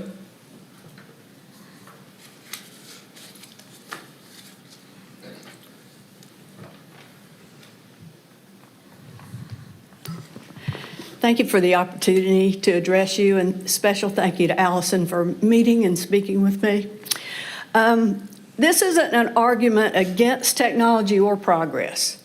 It's an argument for responsible decision-making in a small community and for protecting our residents, our resources, and especially our children. Across Georgia, counties very similar to ours have already decided to slow down or say no to data center construction. They did so not out of fear, but out of caution and common sense. We're not alone in questioning whether data centers are a good fit for small or mid-sized communities. Thomas County approved a 12-month moratorium specifically to study impacts on power, water, land use, and quality of life before allowing construction. Coweta County enacted a moratorium after residents raised concerns about grid strain, water usage, and limited local economic benefit. DeKalb County extended its moratorium to allow more time to address infrastructure stress, zoning conflicts, and public safety readiness. Troup County paused approvals to evaluate long-term costs versus short-term gains, particularly utility demand. Athens-Clarke County voted against rezoning land for a data center, citing neighborhood compatibility, limited job creation, and community opposition. The city of Roswell enacted a moratorium to revisit development codes due to resident concerns over scale, noise, and environmental impact. These counties reached the same conclusion. Once a data center is approved, the impacts are permanent, but the benefits are uncertain. Data centers are frequently marketed as major economic drivers, but in practice, they produce very few permanent jobs, often requiring specialized skills not readily available locally. Construction jobs are temporary, while the facility remains for decades. Tax incentives and exemptions often reduce the expected revenue, limiting funds for schools, emergency services, and infrastructure. For a small county, this means we carry the burden while the profits leave the community. This growing caution isn't anti-business, it's responsible governance. These impacts don't show up on a balance sheet, but they absolutely show up in daily life. Data centers demand massive amounts of electricity, often requiring new substations or transmission lines, significant water resources for cooling, and infrastructure upgrades that local governments and utilities frequently help fund. For rural or smaller counties, this creates vulnerability, especially during extreme weather, peak demand, or emergencies. Residents living near data centers often experience continuous industrial noise from cooling systems and generators, increased truck traffic and road wear, large industrial buildings that permanently alter the character of residential or rural areas. These impacts don't disappear, and they don't show up in glossy economic forecasts. If a data center is built within 1,000 feet of a school or neighborhood, caution is absolutely warranted. This is where caution is not just reasonable, but necessary. Air quality concerns, backup generators, and increased power demand contribute to pollutants associated with asthma and respiratory illnesses. Children are more vulnerable due to developing lungs. And if I'm repeating anything that's already been said, I apologize, I'm old, okay? It's okay. Chronic noise exposure. Long-term industrial noise has been shown to interfere with learning, focus, and overall well-being in children. Emergency response risks. Lithium battery systems, fuel storage, and high-voltage equipment require specialized fire and emergency response, often beyond what small or rural departments are equipped to handle without costly upgrades. Even when impacts are debated, the question remains simple. Why would we accept avoidable environmental and health stressors near schools when the economic upside is minimal? Commissioners, the decision before you is not just about permits and zoning. It's about protecting limited local resources, avoiding long-term costs that fall on residents, and refusing to gamble with children's health for short-term promises. Other Georgia counties have chosen to pause, study, or say no, because once a data center is built, there is no undo button. If the benefits are uncertain, the jobs are few, and the risks fall on our children, then the answer should be no. If the benefits are uncertain, the jobs are few, and the risks are permanent, then the responsible answer is not approval, it's restraint. Thank you for choosing the long-term health and future of our community. Thank you. Mr. Chairman, I'd like to, can we address one of her concerns about it being there forever if it goes out of business? Can somebody on staff talk about the cessation clause in our data center ordinance? So we did include in our data center ordinance that if it stops being used as a data center, and that means that it does not have power for a limited period of time. 90 days, I believe it's 90 days, that they will then have to return the site to its pre-construction condition. So if it's rural agriculture now, it would have to be rural agriculture going forward. The land will be out of zoning compliance if they did not. Thank you. Okay, thank you. Thank you, ma'am. You have comments you want to make? Any other comments? I did have one. I submitted a request to speak, but I didn't realize you were going to allow us to speak during the zonings, and I would like an opportunity to speak. Yeah, I have you on here last. I have you on here. Not this moment, but I have you. Thank you. I do.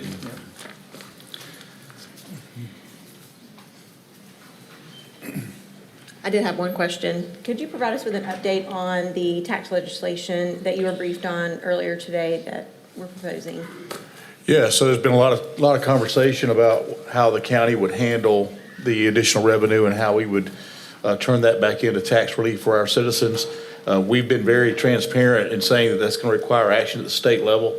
I'm very glad to say that when I was in Atlanta yesterday, Representative Richardson dropped House Bill 1156 and House Resolution 1178. House Bill 1156 is the Columbia County tax relief bill. It would allow us to set up a homestead tax relief grant fund that we could use additional revenue to offset homestead property taxes. And House Resolution 1178 is a constitutional amendment that would allow, that would actually do away with the cap on the homestead exemption to allow us to rebate 100% of the homestead taxes. So those bills have been dropped. They are working their way through the legislature. I expected a first reading today. They did not get to it. I think the first reading will be tomorrow. We have every member of our delegation that has signed off on this, as well as the chair of Ways and Means, whose committee will hear this bill. They handle everything taxation in the House.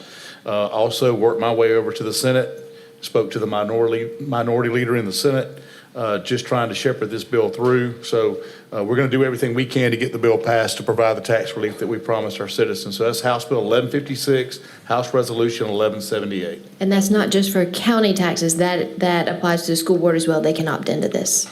Correct. Well, our ask is for the county taxes, but that is, the intent is for school board as well. Thank you. Lee, I had you scheduled to speak on public comments. Would you rather speak now? I would if I could, Mr. Please, please. Yes, sir.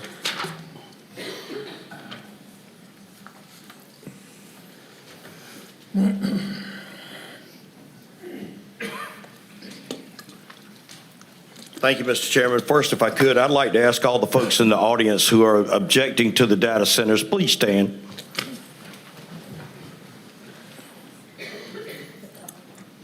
Mr. Chairman, that's your constituency.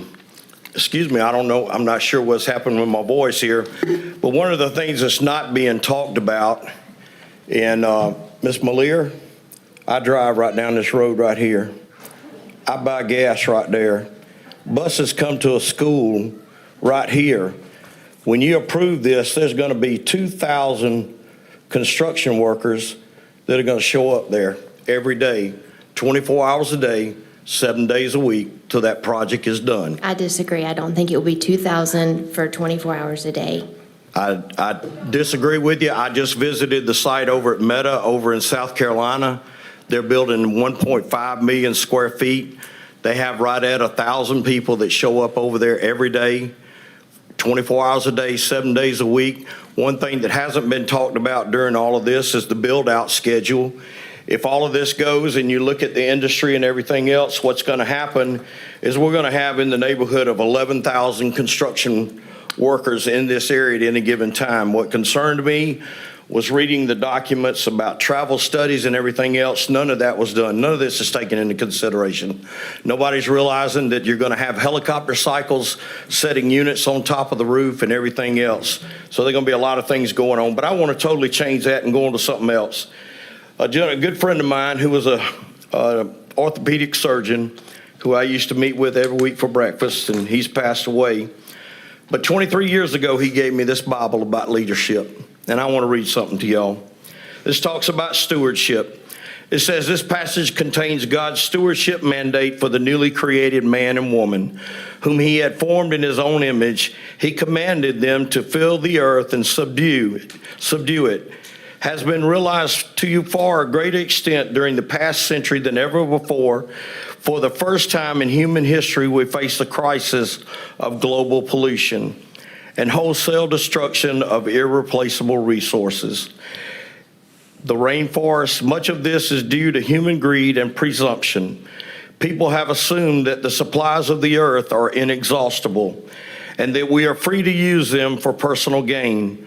But Scripture cautions us that we really own nothing, that the earth is the Lord's and everything in it, and the world and all who live in it. Again, God reminds us in Psalm 50:10 that every animal of the forest is mine and the cattle on 1,000 hills. A steward manages the possessions of another. We are all stewards of resources, abilities, and opportunities that God has entrusted to our care. And each of us must one day give an account of the manner in which we have used them. The basis for reward is faithfulness. Now it is required that those who have been given a trust must prove faithful. It is humbling to realize that nothing we are to possess is really our own. The time, talent, material possessions, and relationships we have been given are merely consigned to us by God for a few decades. To what degree are you conscious of God's ownership of everything which you call your own?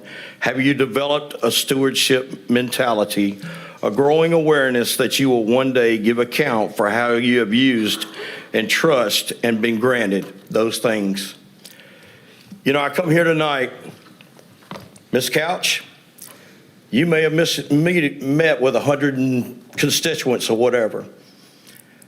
But almost 4 years ago, and a few months from now, I rode with your dad at night to put out campaign signs at every precinct in District 4 so you could hold that seat that you're holding right now. and you haven't bothered to call me back one time.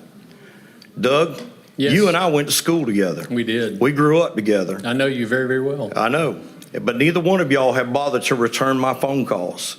I've been called everything in the world for my involvement here, but you know what? I'm very proud to stand here tonight, and these people behind me who have finally caught wind, and the one gentleman who just found out and just bought a house and realized now a data center is going to be right there. No realtors are telling them that this is coming. Nobody's telling them about all this traffic, but all y'all are worried about is money. And we know what God says about the love of money. Thank you. Thank you. Any other comment? All speakers, there's a motion and a second on the floor. All in favor, raise your right hand. All opposed? Motion carries 4-1. Next motion, please. Go ahead. Go ahead. Yes, please. I make a motion to approve the request for a rezoning. Mr. Chairman, shall I continue? Start over, please. I make a motion to approve the request for a rezoning from a split-zoned RA and M1 and RA to DC on property located at tax map 029011, 029011A, 029006, 029005, 029006B, 029010A, 029010B, 029009, 029008A, 029008, and tax map 040142, subject to the conditions enumerated in the January 15th Planning Commission report, and adding the following conditions. A minimum of 500-foot natural buffer along all exterior property lines to include a minimum 12-foot tall berm inside the buffer that shall be planted with evergreen shrubs. The buffer shall be undisturbed except that the owner may install utilities and driveways within the 12-foot berm as allowed by code. Number 2, the Lonergan-Holm Road name shall not be changed. Number 3, sound from the project shall not exceed 65 decibels at the property line.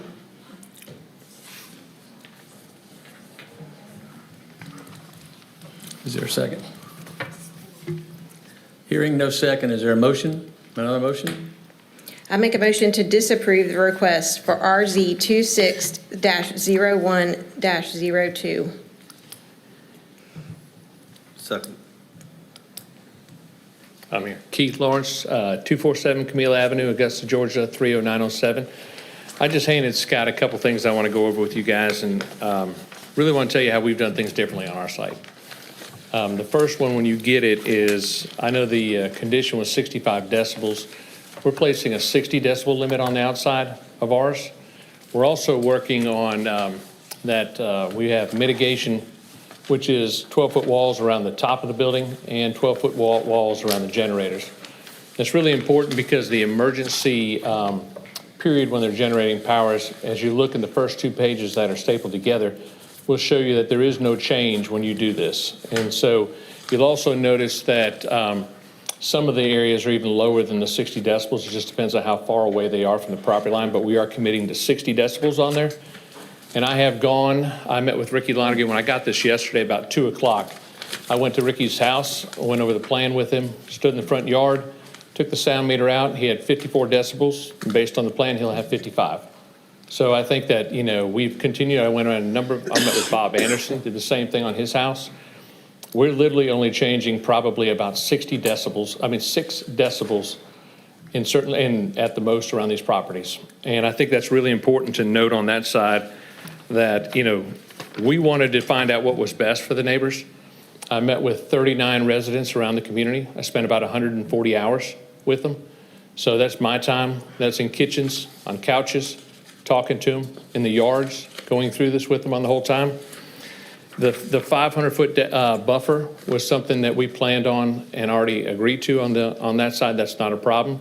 You'll see that the plan that's in there also shows existing berms and vegetation in the areas that are fields, because some of those areas are wide open. I met with the neighbors over there.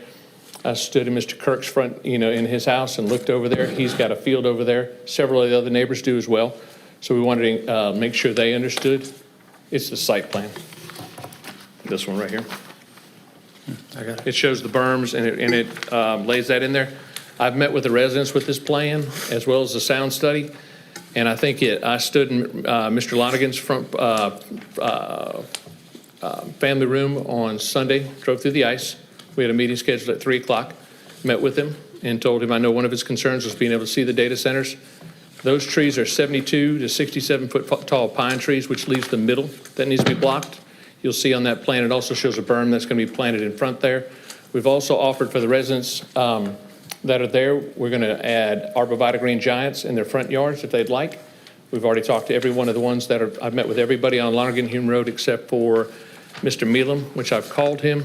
We've texted back and forth. He's not returned my phone call on that. And this But is for the people across the road? it is. It's on every single person on Lonergan Hume Road. I sat in every one of their houses on that side, and we talked to a number of residents that were the closest to, on the Louisville Road side. On the last plan, you'll see the sheet I have here.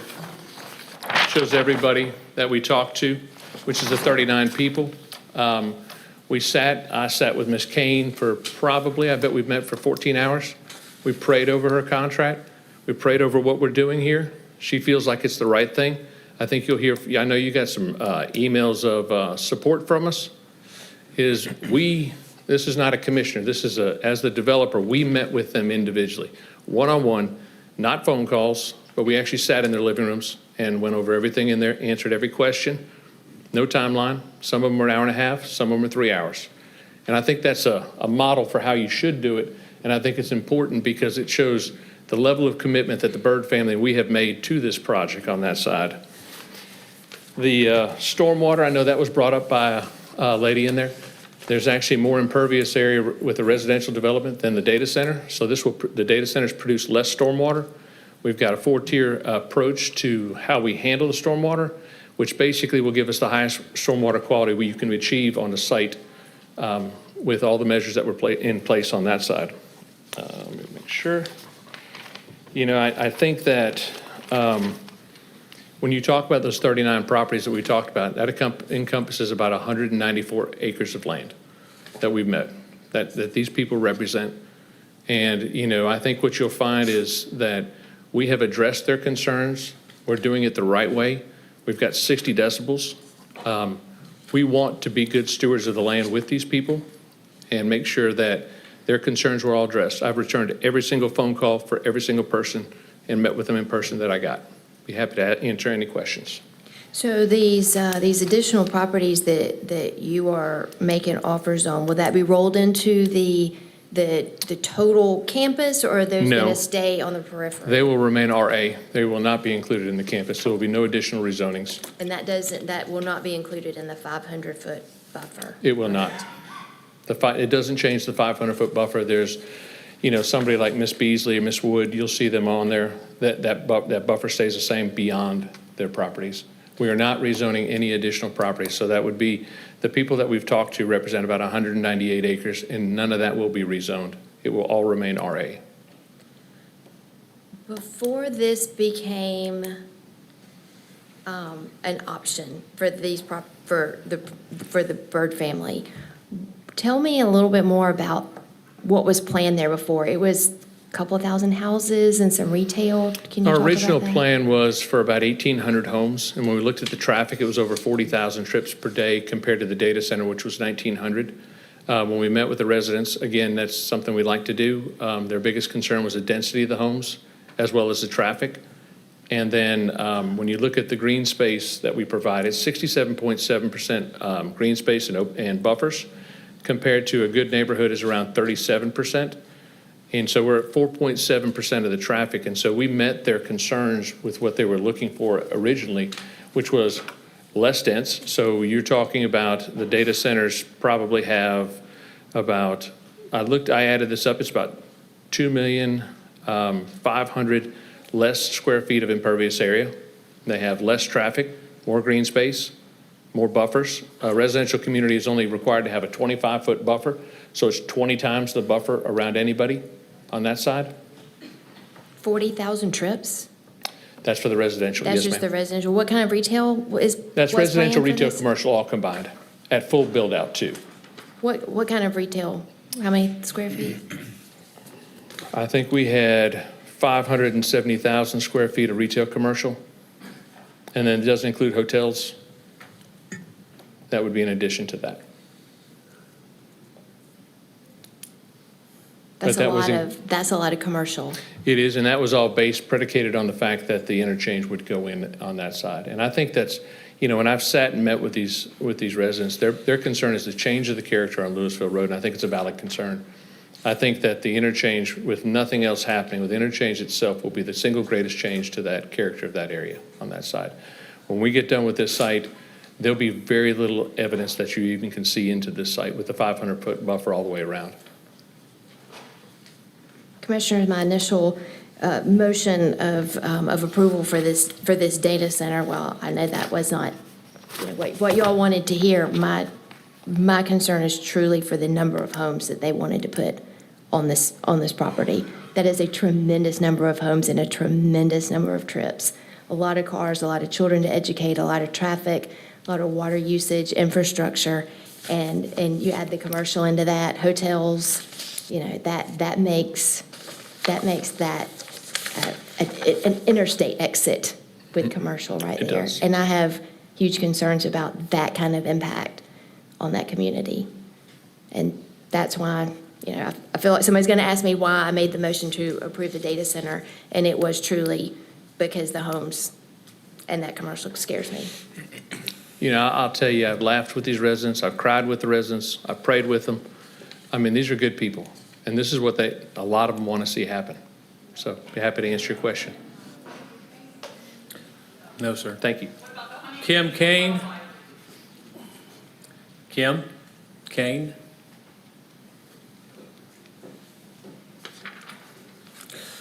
Judy Bullard? Mrs. Bullard was not able to make it tonight. She sent her regrets and said that she hopes we vote no. Jonathan Klink?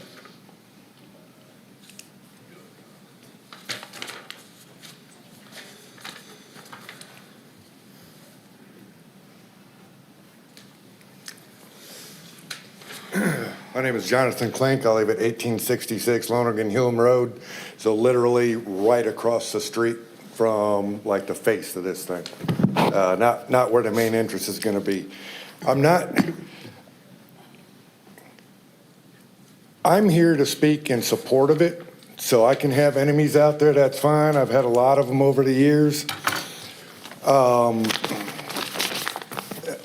Ms. Malier brought up 1,800 homes, commercial property, retail property, and the amount of traffic. And at the Planning Commission hearing, my number one beef was infrastructure, which in Columbia County, it takes 40 years to finish a 2-year project. So increasing the road, the amount of traffic a road can handle, isn't going to happen in time for 1,800 homes. We've all driven into subdivisions. They do little pieces of the road at a time, and then 60,000-pound garbage trucks bounce across that every day, and it's just, those roads are turned over to the county. And, I mean, how do you maintain, garbage roads like that? So, there's a couple of things that I hear a lot of talk about diesel generators and the noise and emissions from diesel. Do you know why we use diesel? It's more efficient, it has more energy per pound, and it has lower emissions than the alternatives. That goes way back. Yeah, we see a lot of black smoke from diesel in the old days, but those old days are gone. That black smoke, that black exhaust, was excess burned fuel, soot, carbon that settles to the ground. If you want to put your face in it and breathe it, that's one thing. That's up to you. That's not something somebody's forcing you to do. I've been a diesel mechanic my entire life. I grew up on dairy farms. I was a maintenance officer in the Marine Corps for 21 years. I've been around it. I am perfectly okay. My kids were around it. They're perfectly okay. I'm not saying it's the best thing in the world. You don't want to go, wrap your lips around the tailpipe of a diesel truck and start trying to breathe, because it's not going to work out for you. Same thing with a gas engine. When you're behind a car on the freeway and it accelerates hard, what do you smell in your car? Rotten eggs.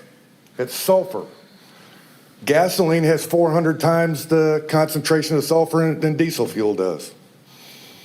That's how they've picked on us over the years. I've got an analogy. I spoke against this at the Planning Commission. I'm not going to lie. I had major concerns about it. Who's lived near an airport? Airports are built out in the middle of nowhere. And then we come in and we want to build our house right up against the property line of the airport.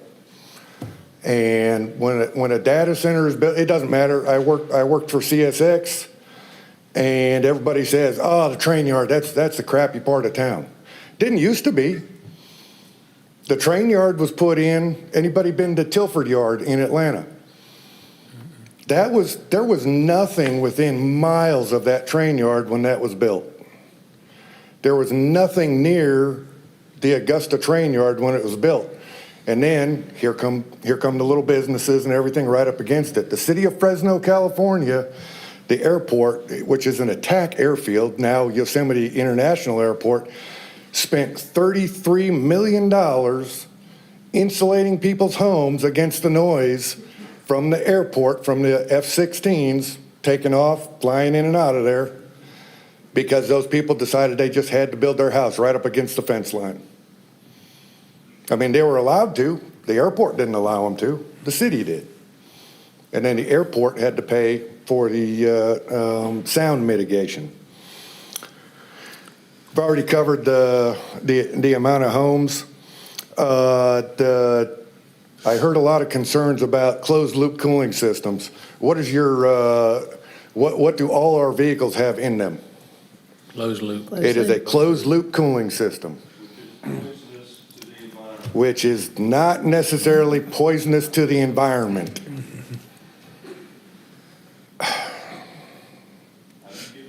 Please. Anyways, it's not good for the environment. Glycol isn't great to dump into the ground, which is why we don't do it.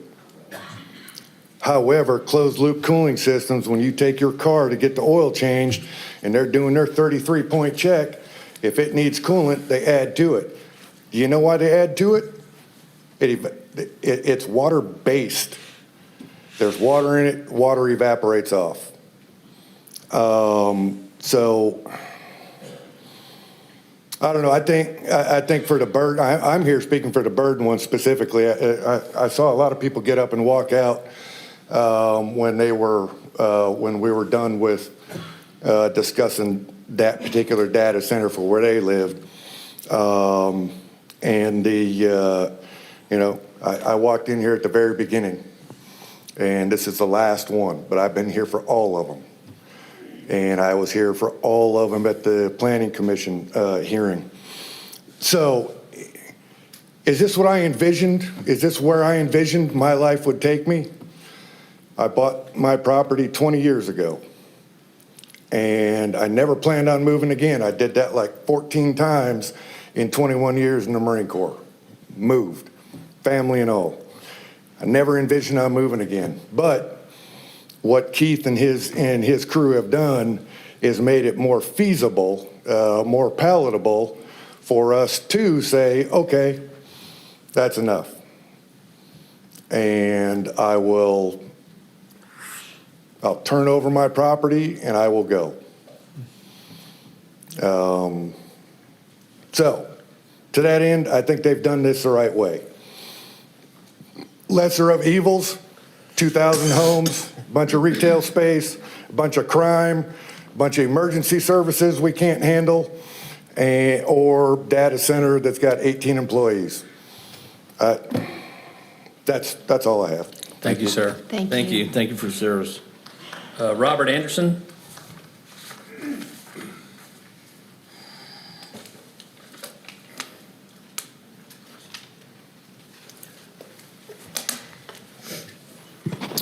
Please state your name and address for the record, sir, and take 5 minutes. Bob Anderson, 409 Louisville Road, Grovetown, Georgia.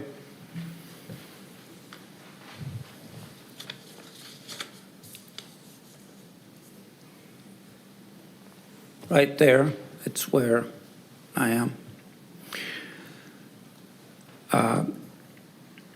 First of all, this commission is about to make a decision, in fact, 3 decisions, which are probably the biggest decisions that Columbia County commissioners have made since the founding of this county. It's an awesome responsibility. I appreciate the time each of you are putting in to examine it, measure it, and make an informed decision. I especially want to thank Allison Couch for listening so much to so many of us with our concerns, trying to understand them and trying to address those. I'd also thank Keith Lawrence for meeting with each of us and taking the time to try to mitigate many of those concerns. I grew up in Columbia County. I spent the first 20 years of my life here. I had a career in business, and when I retired, I came back here. Been back here for 15 years. It was a great quality of life that I experienced growing up here. I came back here for the same quality of life, and I haven't been disappointed. Right now, you guys and ladies are my eyes, my ears, my nose, all of my senses in terms of my quality of life going forward. I don't plan to move. I plan and hope to remain here for the rest of my life. And I would ask you to help me maintain my quality of life, as well as many of the other neighbors in our community. I think Keith has done a good job of presenting options, but it's not an option that most people want to take.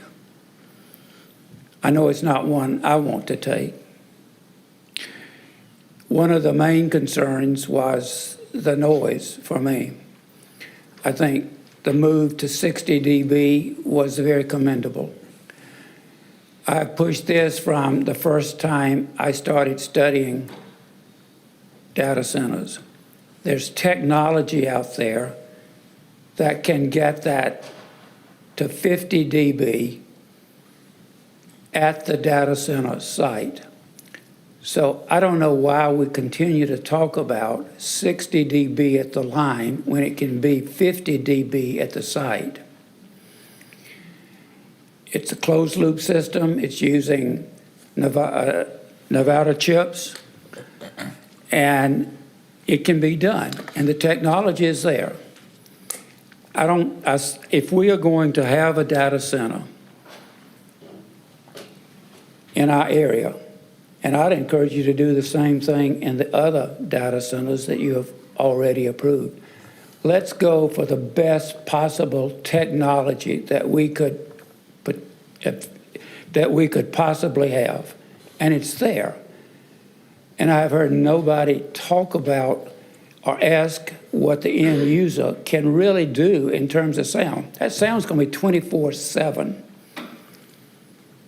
Not occasionally when they crank the generators on the weekend, or during the week, I'm sorry. That's noise in my driveway now from the interstate is 40 to 45. You might say 60 is not a lot, but 60 is a lot. 60 is what I'm talking at right now. Just imagine somebody in your bedroom talking all night at this level, particularly if they're a horse like me.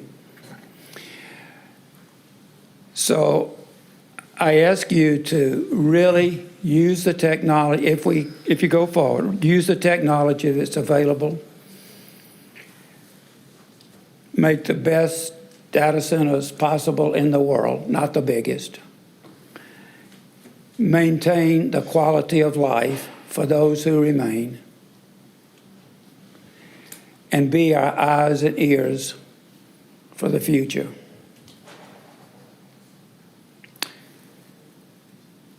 Thank you very much. Yes, sir. Thank you, Mr. Bob.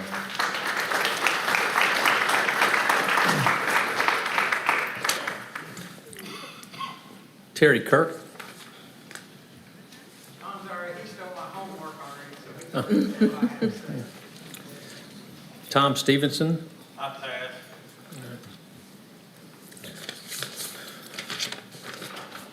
Any other comments or questions? Sir, I requested to speak twice, and I forfeited. We're not, not, if you want to speak, you can speak in the public comments, so. Now, after we vote and we go through the other items, you can speak again. Any more comments, questions? There's a motion on the floor. Motion for Motion disapproval. for disapproval on the floor. All in favor, raise your right hand. All opposed? Motion carries. Let's see. Where's my agenda?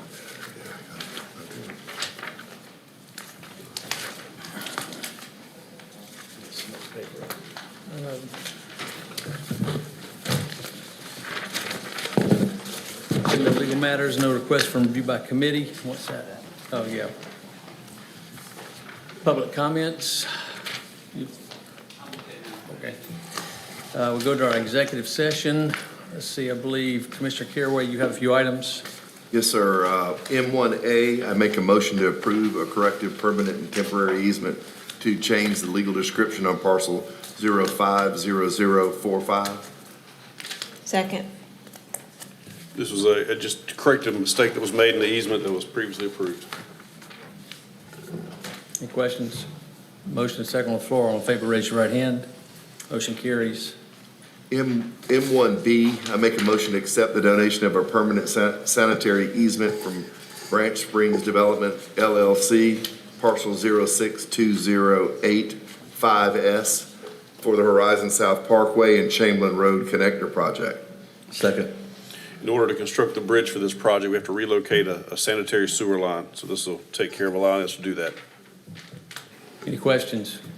There's a motion and second on the floor. All in favor, raise your right hand. Motion carries. M1C, I make a motion to accept the donation of the temporary construction easement from Mark Neal Hoffelina, parcel 0624041K, for the Horizon South Parkway and Chamberlain Road Connector Project. Second. Self-explanatory donation for an easement for us to construct the road. Any questions? There's a motion and a second on the floor. All in favor, raise your right hand. That motion carries.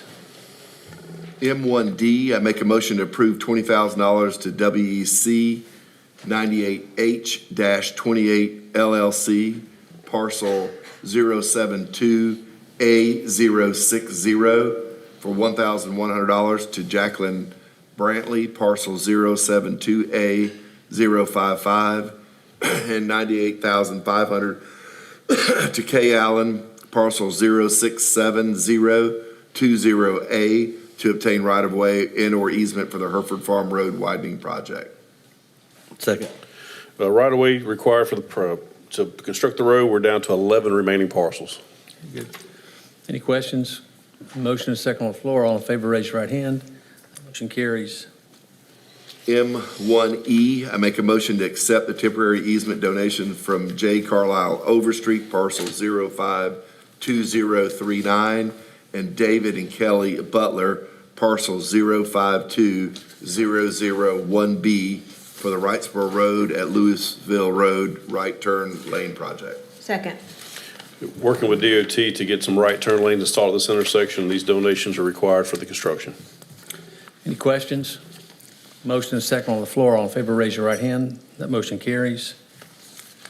Last one, M1F, I make a motion to approve $250,700 to the Sanctuary of Augusta Incorporated, parcel 073016, 072D037 and 072D038 for rent supplement payment and relocation moving expense for the Hereford Farm Road widening project. So Second. So these are all parcels owned by the sanctuary. We did acquire these properties. We now have to make the tenants that were in these properties whole by paying them moving expenses as well as supplemental payments to cover the additional rent. And this comes from the T-Splosh? It's House Bill 170 money right now, and then T-Splosh for construction, so full reimbursement. Any questions? Motion is second on the floor. All in favor, raise your right hand. That motion carries. Only one more motion do we need. I make a motion to adjourn. Second. We are adjourned.